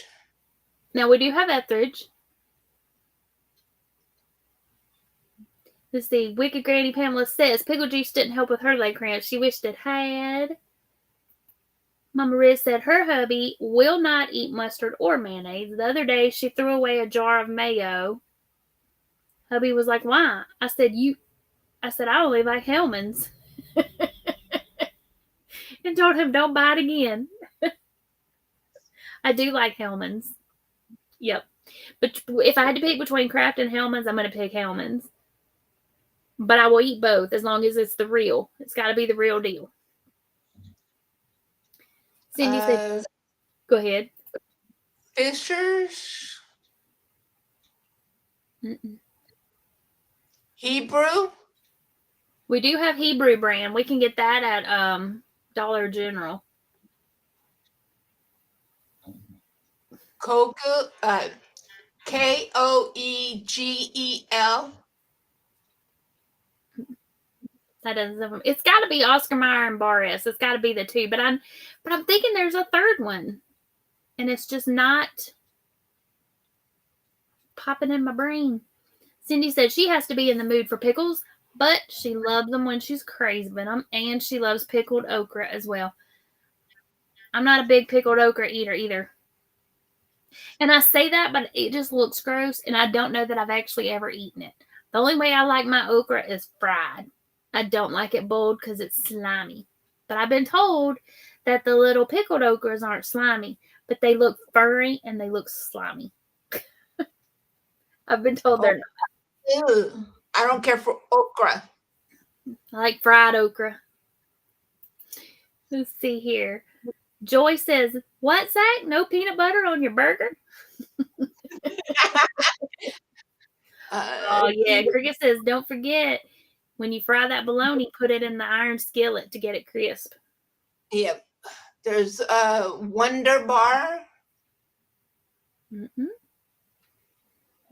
Nope. I'm just going to have to Google here at Walmart and see what the brands are around here. Because I'm guessing that it may be just like a local-ish brand to this area, maybe. And it may be the Bar S that I'm thinking of. But I was thinking that there was another one besides the Oscar Mayer. But Mama Riz says, Heinz ketchup only. She hates when the hubby buys the wrong brand. She said, I told him, unless we're living down by the river eating government cheese, then we can get brand name condiments or I take from fast food. See, like for ketchup and stuff, I'm not a big ketchup eater, so I don't eat it a lot. So, I mean, I'm a whatever ketchup because I don't eat very much of it. So I can eat whatever brand. But don't give me no Dr. Thunder. You better give me Dr. Pepper. So I get it. If there are certain foods, if you like them, you want certain brands, and others just won't cut it. Lori said her favorite pickles were the canned sweet pickles that her grandma, mom, and sisters and I used to can up in the late summer. Yeah, those are good. Now, those are good pickles.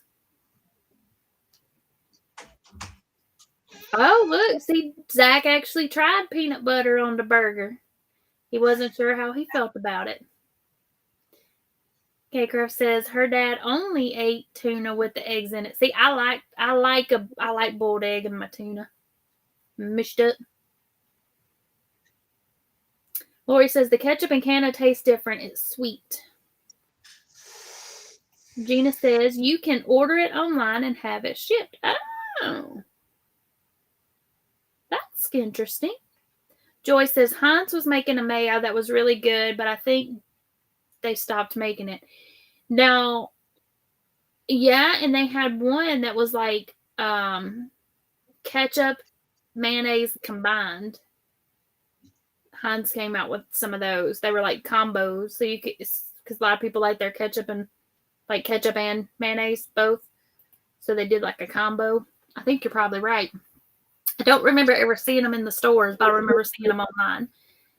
Let's see. Tina says she didn't like either mustard or mayonnaise by themselves for a long time, but she loves them mixed together for deviled eggs, potato salad, macaroni, and salad, which doesn't make much sense. Yep. See, I like mustard and mayo too. Oh, like on homemade potato salad and in the deviled eggs. Yep, I agree. Yum, yum. Look, Cindy says, yep, she's picky about her ketchup too. Some of the others has a nasty taste to it. Same with mayonnaise and mustard or other condiments. Now, I don't like the ketchup that looks more brown or that comes out real runny. Crystal says Duke's is her favorite mayo. You know, I used to live in South Carolina, and the Duke's mayonnaise plant was in the town I lived in, and I tried to like Duke's mayonnaise, but I will eat it because one of the stores up here or one of the restaurants up here, that's all they use. And I do like it, but it's not my favorite. Regina said she will scramble eggs for her tuna and add onion and pickles and Miracle Whip salt and pepper.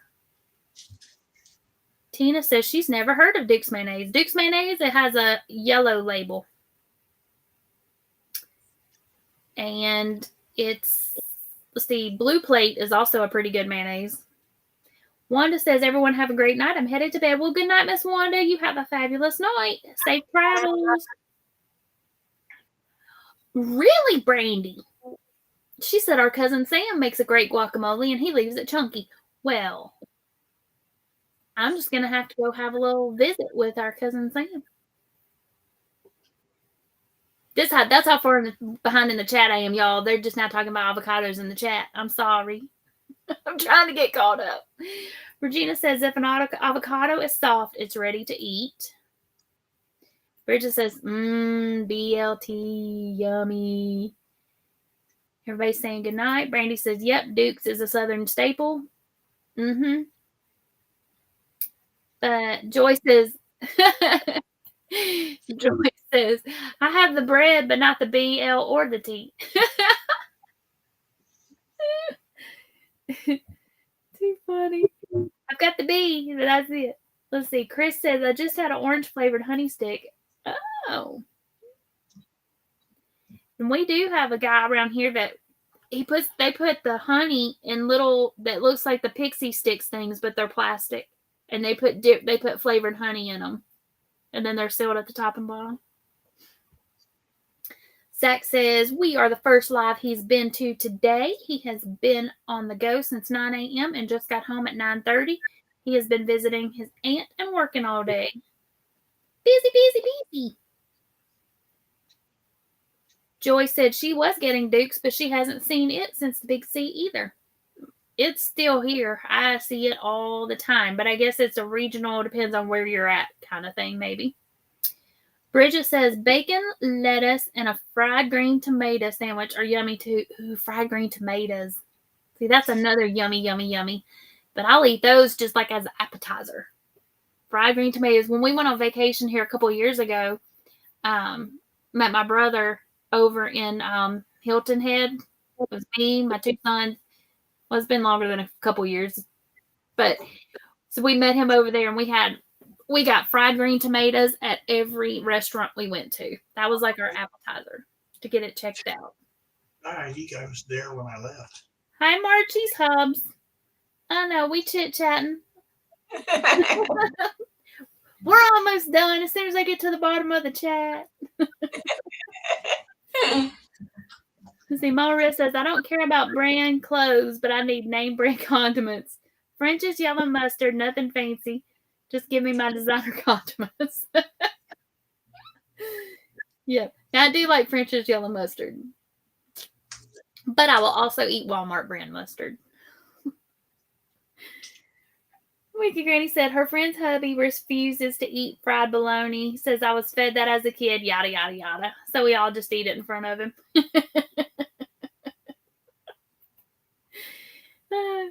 Zach says, Margie knows I love her and I'm just kidding with her. Yeah. She knows. And Regina, I know. I love you too. Regina says, yep. Petty Jean bologna. Mama Rita says, I could eat bacon every day. Yummy. Me too. I love bacon. Crystal says, if you like chicken salad sandwiches, I can give you a yummy twist. Cook some bacon, chop it finely, add shredded sharp cheddar and a ranch seasoning packet and call it club chicken salad. Yeah, now I like the ranch seasoning packets. I use that a lot on cooking stuff for a seasoning. Mm-hmm. Yum, yum, yum. Regina we make sour cream and stuff and make it into a dip. Yep, same. It's really good. I'll take the sour cream and I'll dump it in there, mix it in, and then take chicken, like either by can shredded chicken, or I'll make chicken and shred it, like boil it and shred it. Shredded hash browns, and then sometimes I'll put cream cheese, but take that sour cream mixture, dump it in there, and then put cheddar cheese and mix it all up and bake it. Oh, man, talk about good eats. I think it's the ranch stuff. I could eat my weight, man. I just eat and eat and eat until I'm like stuffed and I'm like, stop eating. But it's so good. Regina says Bar S has too much bone in it now. Zach, you need to try it, but okay. So Zach has never had a fried green tomato, but he's heard they're good. They are delicious. But you need somebody needs to know what they're doing. You don't want to have a fried green tomato from somebody that doesn't know what they're doing. Not to say that there's a right way and a wrong way, but you don't want to get one that somebody just fries up in some grease and you gotta like bread it and good. You gotta bread it with the right kind of breading. That's why I never heard of fried green tomato and stuff until the movie. Oh, really? Yeah, just so you gotta have like some cornmeal. Yeah. And you don't deep fry it. You put it in a pan, fry it, and you flip it. Bridget's right. They are so yummy, Zach. And you can dip them like in a honey ranch or in a spicy ranch or honey mustard or just eat them plain. Yum, yum, yum. Wanda says, Curtis, I don't know. I'm going to have to look up the bologna. Yeah, I know what you mean. And now we do have a Curtis brand. I have seen that. I'm just going to have to look. Tina said she was a plain sandwich eater as a kid. Now give me the works. Everybody giving me some bologna flavors or some bologna brands. Maybe it'll pop up in the chat. Y'all, I'm just going to have to go to the store. Brandy's saying that guatni is the third bologna common here. Maybe that's probably it then. Seeing how we live in the same area. Like we neighbors. Cons. I'm going to say it's this one. I don't think I'm saying it right though, the guatni. That's probably it. Like I said, I have to see it. Margie, in California, Hellman's Mayo is labeled Best Foods. Can you get Hellman's or is it Best Foods? I think it's because I've seen it Best Foods. Yeah. I think Mama Riz is telling us that Hellman's is Best Foods. It's the same. They just label it different. Okay. Yeah. I can't remember because when we lived in California, I don't remember because I shop mostly on base. So I just, so there was all different stuff. But Mama Riz, she grew up on Miracle Whip. Mm-hmm. Good. I remember when Miracle Whip came out. I didn't mind it. We would dip our stewed potatoes in it.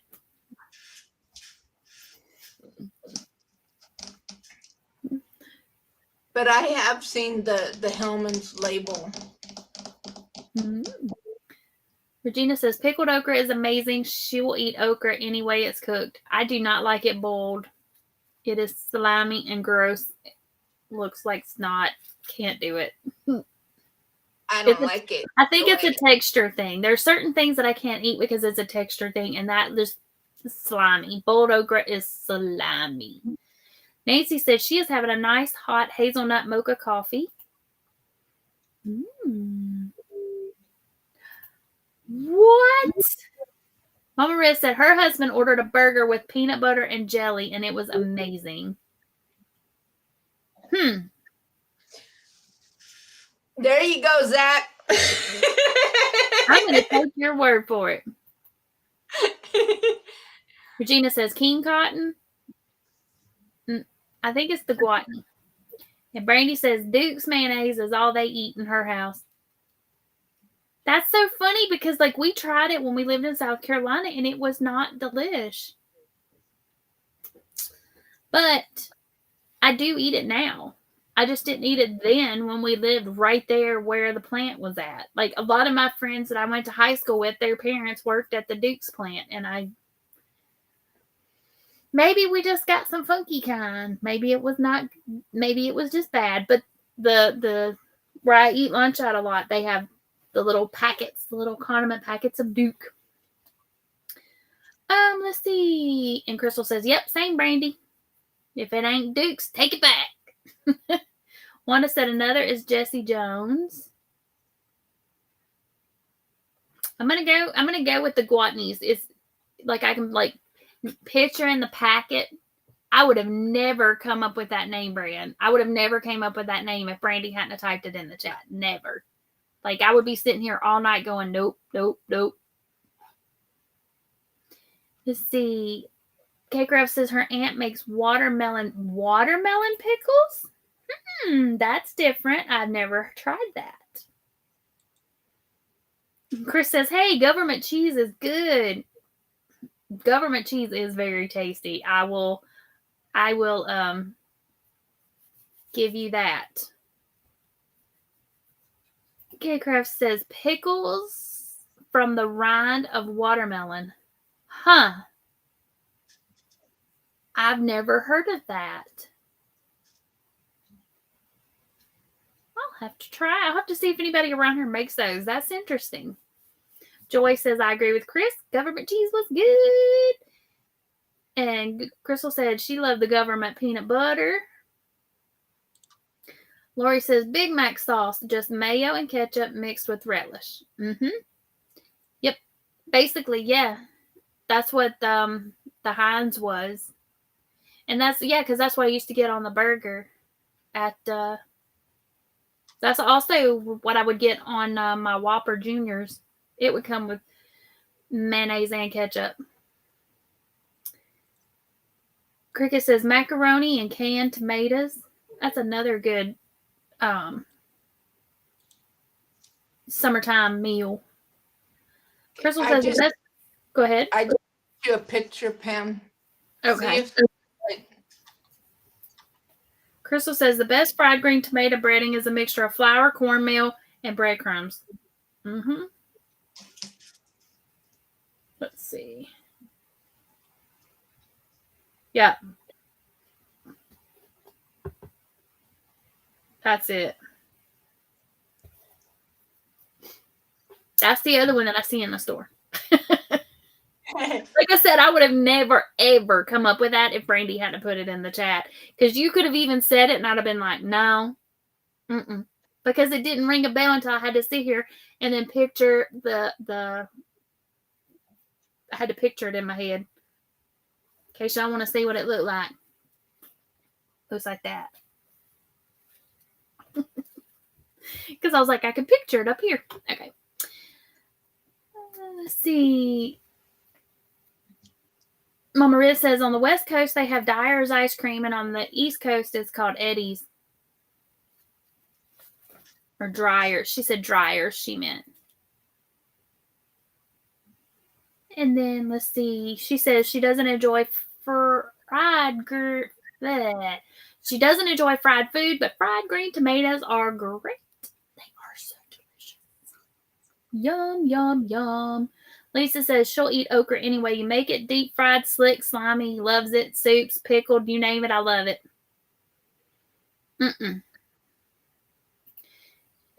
Mama Riz says, so there's really government cheese? I thought it was just a skit on Saturday Night Live with Chris Farley. No, there's really government cheese. You'd go stand in line and they'd give it to you. They still have government cheese.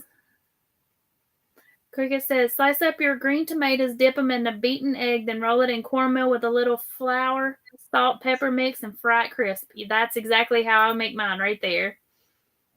Like a cornmeal flour mixture. Yep, and then salt and pepper. Regina says, government cheese was delicious. And Joy said, yes, Elizabeth, the government paid farmers to make it. She said, I forget why it was in the early 80s. They still have government cheese here, but I don't know that it's exactly the same as it used to be back in the day. But they still hand it out here. And then Regina says, we have Yarnell's ice cream in Arkansas. And Pamela says, yep, they used to give it to us po folks. And y'all, I am caught up in the chat. What? Woo! Maria says, I want to try this government cheese. I like cheese. Cheese is yummy. Yes, All right, I y'all. like it too. Cheese is good. Okay, so if anybody wants to drop their channel links, type in Buzz, BUZZ, and Nightbot will drop your channel. So Margie, go ahead and type in Buzz. Okay, let me get there. And also, for anybody that might be catching this on the replay, you can find Margie's link also in the description box, along with Miss Lydia, who was up here earlier, and also Lisa, who could not be with us tonight. And our behind the scenes, sometimes seen, Miss Eden. You can also find her link in the description box. And that goes for people watching too. So if you're wanting a quick way to find their channel links, it is in the description box of this video. And I will be dropping the link to this tutorial for this shirt. I will do that as soon as I get off the live. Otherwise, I will forget. I'll remind her. And let's see. Joyce says, the government cheese. Where is the government cheese? I'll get in line. Cricket says, and some put a pinch of cayenne pepper on the single tomato. Mom Maria says, I had a single mom. Why didn't we get any? Regina says, and it was real cheese too. Yes. Good, yummy, delicious cheese. No processed stuff. It was, it was none of this fake stuff. None of this cheese product. It was real cheese. And there's Miss Margie's channel. And y'all, if you type Buzz and Nightbot doesn't drop your link, type it again, because sometimes he just gets, if two people drop it at the same time, he just picks the first one he sees. K-Craft says, and you could also get powdered milk, butter, peanut butter, and beans. Yep. And there is Miss Regina's channel link. So, Cricket, you may need to drop Buzz again if you haven't already. And then right here is Miss Lulu's treasure trove. That is Miss Cindy. And then right here we have Lisa the Grammy. Woo, my chat jumped. Regina says, we may still have commodities here. She needs to look into that. But government cheese made the best grilled cheese sandwiches. Yes, so good. Delicious, delicious. And there is Miss Cricket. I would say probably the closest thing that I have tasted to the government cheese is the Kraft American cheese, but it was it has to be the deluxe.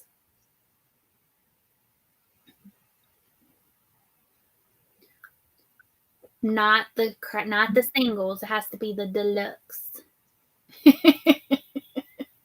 Chris says, so I guess we know who was poor in the 80s.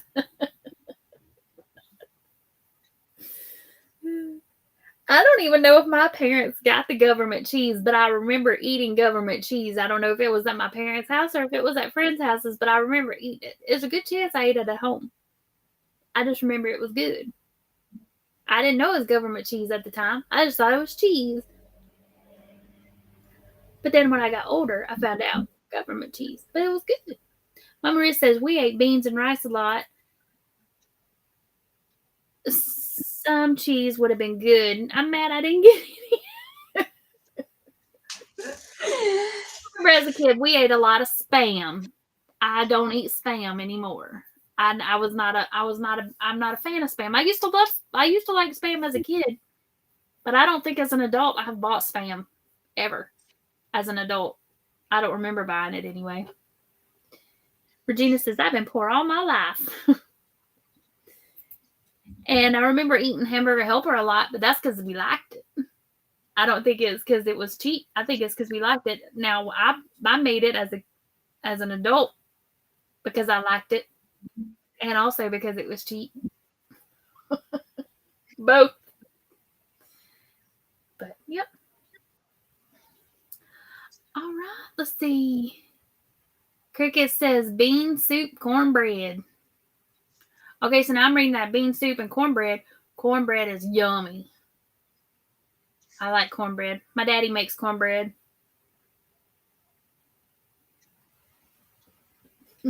Wicked Greedy says, we were po folks too, but on the farm we made do with what we raised and canned or froze. Yep. Regina says, when I was growing up, my mama was always on a diet. We had hamburger patty, green beans, and salad almost every night.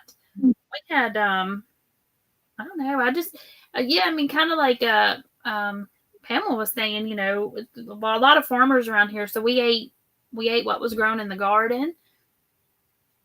Mm-hmm. Joy says, does anyone remember Kipper Snappers in a can? I do not. I've never heard of that. Have you, Margie?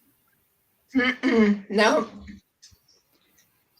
Tina said her mom loves Spam, but a no for me now. It's not even cheap anymore. Oh, really? I haven't even checked the price on it. I couldn't even tell you. I haven't even checked the price on it. And there's Maritza's. Mama Riz said her mom would make milk toast. When you can't buy cereal, you toast the bread, then put butter and cinnamon sugar on it, then cut it up small and pour milk over it. Homemade cereal. We just had the bread and we would just eat it with the cinnamon sugar on it. We never made it into a cereal, but that actually sounds pretty tasty. So y'all were the inventors of Cinnamon Toast Crunch. Just saying. You created it. You created it first. Zach said he is eating potato salad and some cashews. So y'all, if y'all see me look over here, the difference between Restream and StreamYard, on StreamYard, when I highlight a comment, I can still read it. In Restream, when I highlight it, it turns it dark blue, and I can't see what it says anymore. But it's coming over to here. Tina says, I bought some in case of an emergency, but I refuse to eat. I refuse to eat bugs. I've never heard of that.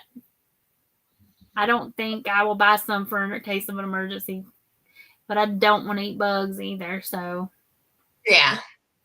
Mama Riz says, I think she faked us into thinking she made homemade cereal. Lisa the Grammy says, we always grew up, big garden, raised chickens, and her dad would shoot a deer.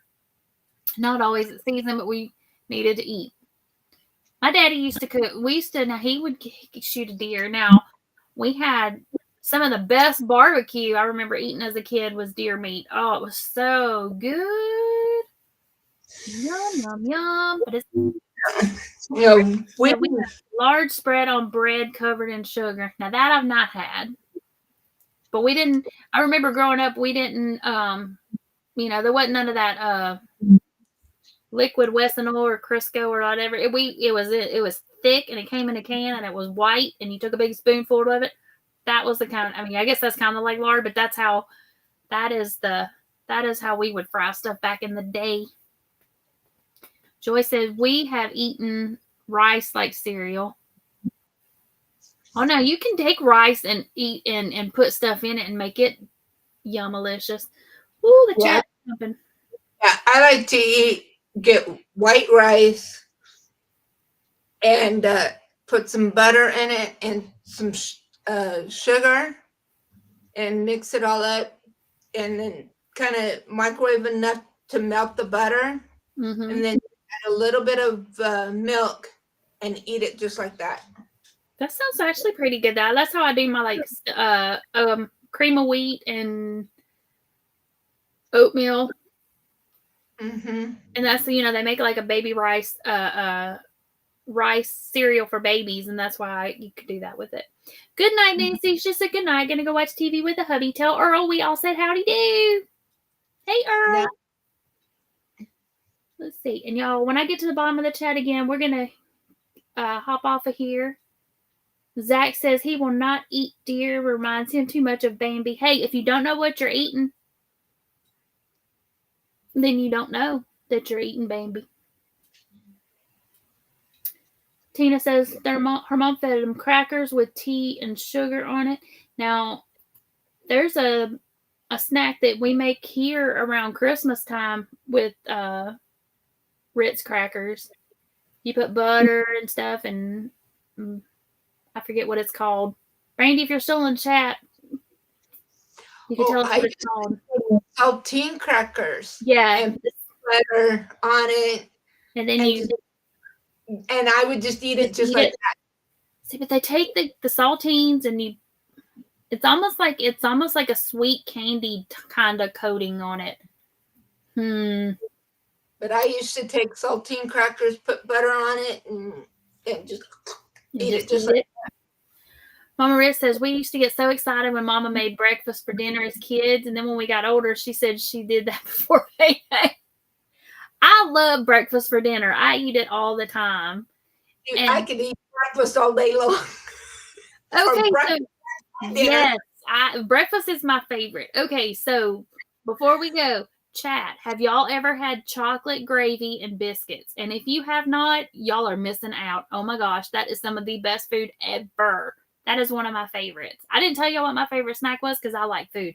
But chocolate gravy and biscuits is right up there at the top. Make fresh biscuits and put butter on them. Basically, chocolate gravy is chocolate pie filling. Homemade chocolate pie filling, not like pudding, but oh my gosh, so delicious. Yum, yum, yum. Thank you, Lisa. Shortening. Could not think of that word. That's what we grew up on, shortening. Everybody saying goodnight to Nancy. And there you go. Mama Riz said the same thing. Eating saltine crackers with butter. Family appetizers. Everybody saying goodnight to Nancy and Earl. Mama Riz says, getting hungry. Too much comfort foods. I know, right? Same here. And Regina says, oatmeal is a favorite.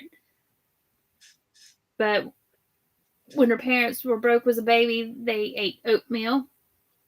See, I've got a thing of cream of wheat in there. I might have to fix some of that too. I might have to just fix me some breakfast or stuff. Make some eggs and maybe a bowl of cream of wheat. Let's see. Wicked Granny Pamela, she says her dad's favorite cereal was soda crackers and milk. Huh. I've never had that either. Regina says she likes plain saltines. And Lisa said, Wicked Granny, that's what her grandpa would eat too. My grandpa, he would eat either bread crumbled up or cornbread crumbled up with buttermilk on it. My dad take cornbread and crumble it up in his buttermilk. Mm-hmm. Yep. I haven't tried buttermilk since I was a kid, but just the thought of the face I made, that's the thought.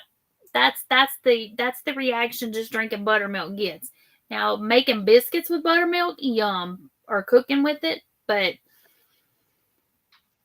just eating it like that, it sounds cool. I'm gonna have to buy some. I said that once before on a live, not too long ago. I don't remember whose live, might have been mine, but I may have to try it.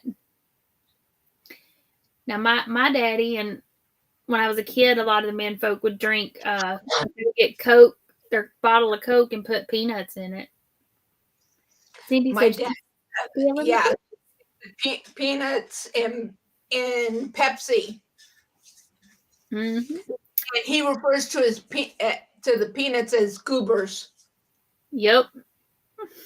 Joyce says no, but I've heard you guys talk about it.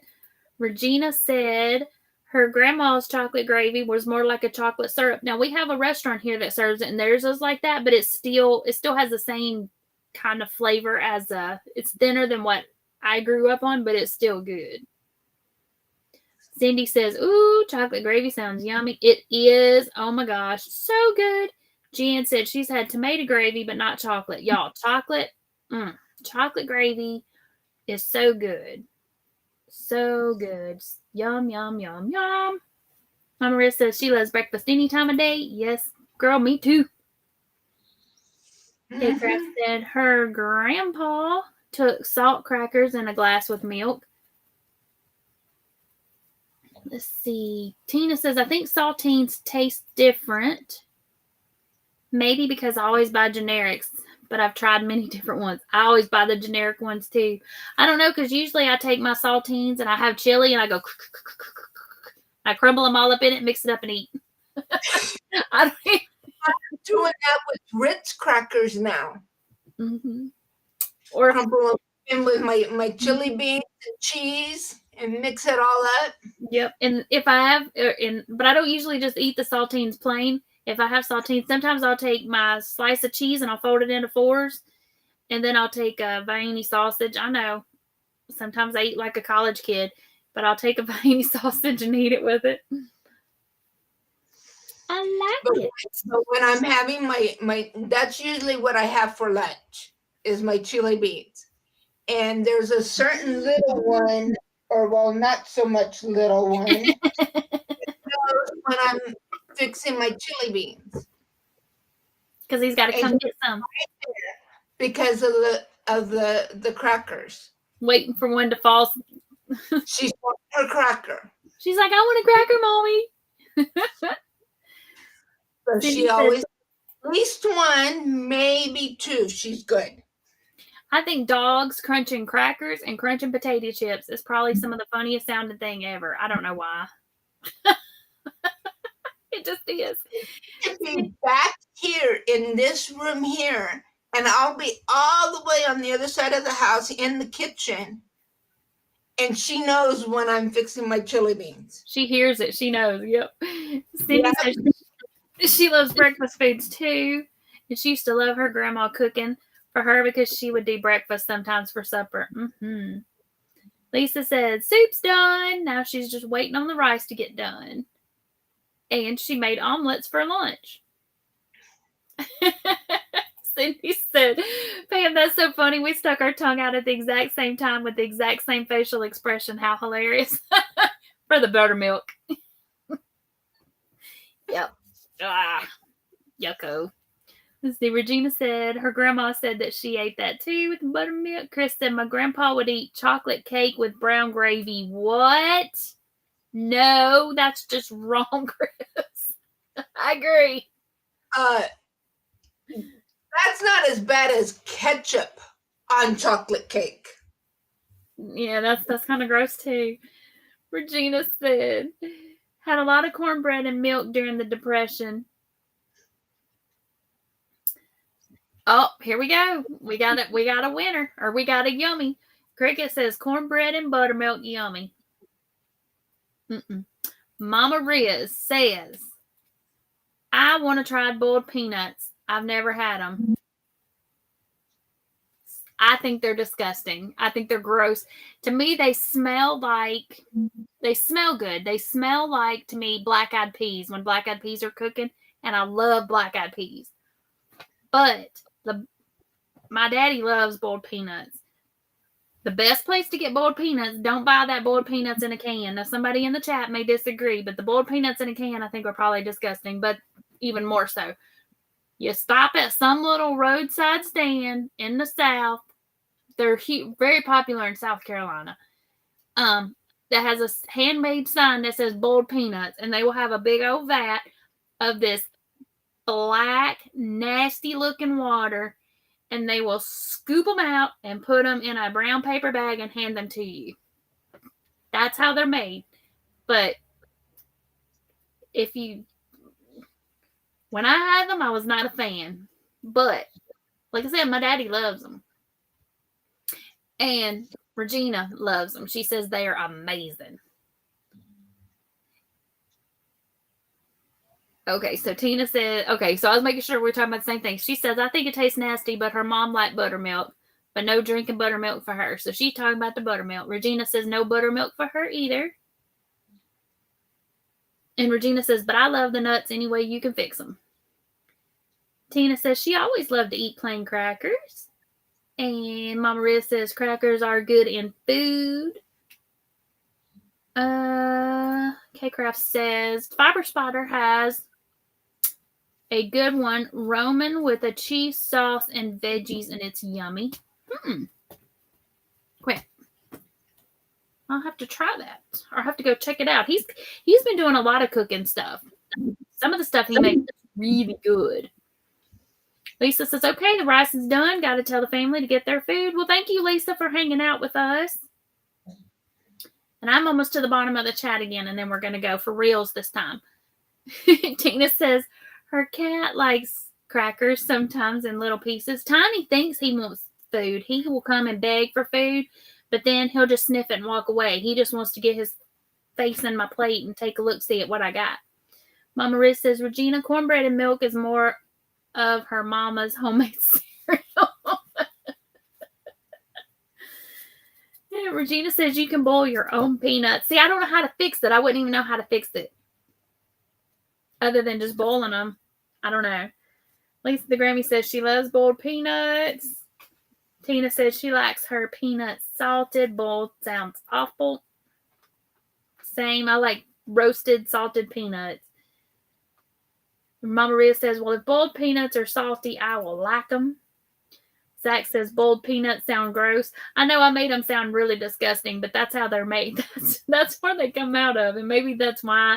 Maybe that is more of why I think they were gross, because I saw them come out of that black, nasty looking water. But Regina said she's only ever had homemade boiled peanuts. Joy says she likes hers dry roasted. Yep, same. Zach says, should I do a pop-up live?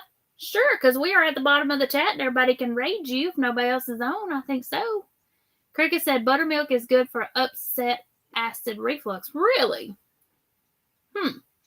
Mama Riz says, well, we just ate everything with a spoon covered in milk. And a lot of times we would eat cereal for supper. And I still will eat cereal for supper sometimes. Or as a snack or something. Yep. You're just wanting something, so I'll go in there sometimes instead and bowl of cereal. Yeah, be like, what am I going to eat? I want something, but I don't know what. All right, y'all. So Zach said he is going to go set it up so we can do a, we'll call it a crafty, let's see, we're crafting with the girls, so we'll say it as a crafty girl raid. Over to Zach. Zach, type buzz in the chat if you're still here right quick so everybody can get your link if they don't already have it. K-Craft says, when I was a kid, we had corn on the cob and one was missing. Their cat took it because she loved corn. Now, that's one thing when I had I've got a black lab now, but when I was in college, I had a black lab that I took to college with me. He lived in the apartment with me and he loved to chew on corn on the cob. That was him. And then I got a little Cocker Spaniel, an English Cocker, and they loved chewing on corn on the cob. Like, after we would eat it, they didn't want the corn. They just wanted the cob. Cindy says she loves dry roasted. And she said she has seen that too, like for the boiled peanuts. And she said, and they did look nasty. No, thanks. I do not wish to have any of those either. Regina says, well, when she grew up, if she wanted something, then she had to make it for herself. Yep. Tina says, I need to get ready for bed. It's been a very long day. Well, good night, Tina. Thank you for coming and hanging out. Good night, Tina. Mama Riz says, Regina, that's good that you were independent. And I remember as a little kid when we got our first microwave, I would take and I'm like, my kids never did this, but I would go and, if we were home after school, I'd take a little bit of hamburger meat, put it on a saucer, pop it in the microwave, and I'd make my own little scrambled hamburger. That was good too. Melt some cheese on top. And y'all, there is Zach's channel link. Regina says we would get peanuts from the peanut capital of the U.S. in New Mexico. Oh. I couldn't have told you where that was at. Joy says night all to everybody going to bed. Everybody's saying good night, good night. Tina says her cat likes to eat a few green peas. Everybody's saying good night, good night, good night. Regina says, yep, we roasted and boiled the peanuts and ate raw peanuts. There is a place around here where we can get raw peanuts and then you can do all that on your own. But usually I just buy them already roasted and salted. So Mama Riz says, I want to try them. Dad says, that's so great tonight. All right, y'all. I have made it to the bottom of the chat again. Thank y'all so very, very much for coming and hanging out with us. We have been going on for almost 4 hours. Y'all have been awesome. I hope y'all have got to know a little bit more about us, and we have absolutely got to know a little bit more about y'all, which is what we wanted to do. We wanted to get to know our viewers, and most of y'all we've met before, and y'all are our friends, and you just don't get to talk about what everybody likes, and so we just wanted to see what everybody was up to and what your likes and dislikes are, and I'm so glad we did. So I hope y'all have a fabulous, fabulous night. Y'all, if y'all want to, head on over to Zach's. He's going to be setting that up, going live here in just a few minutes. He did drop his link in the chat, so if y'all want to grab that right quick, and we'll just do a crafting raid over there, and yeah, and we will see y'all. I go live on Thursday nights, so does Miss Margie. She goes live at 4 p.m. Central or Pacific, which is 6 Central, 7 Eastern. I go live at 8 Central. So yeah, y'all, thank y'all so very much. We greatly appreciate it. And Wicked Granny says, thank you all for keeping her spirits up. She truly appreciates. Love to you all. We love you too, Miss Wicked Granny. You and your family will be in our prayers. For the especially for the next few days coming, because I know it's gonna be very difficult for y'all and in the weeks to come. So you will be in our prayers and our thoughts. So all right, everybody, have a fabulous, fabulous weekend, and we will see y'all later. Bye. Bye.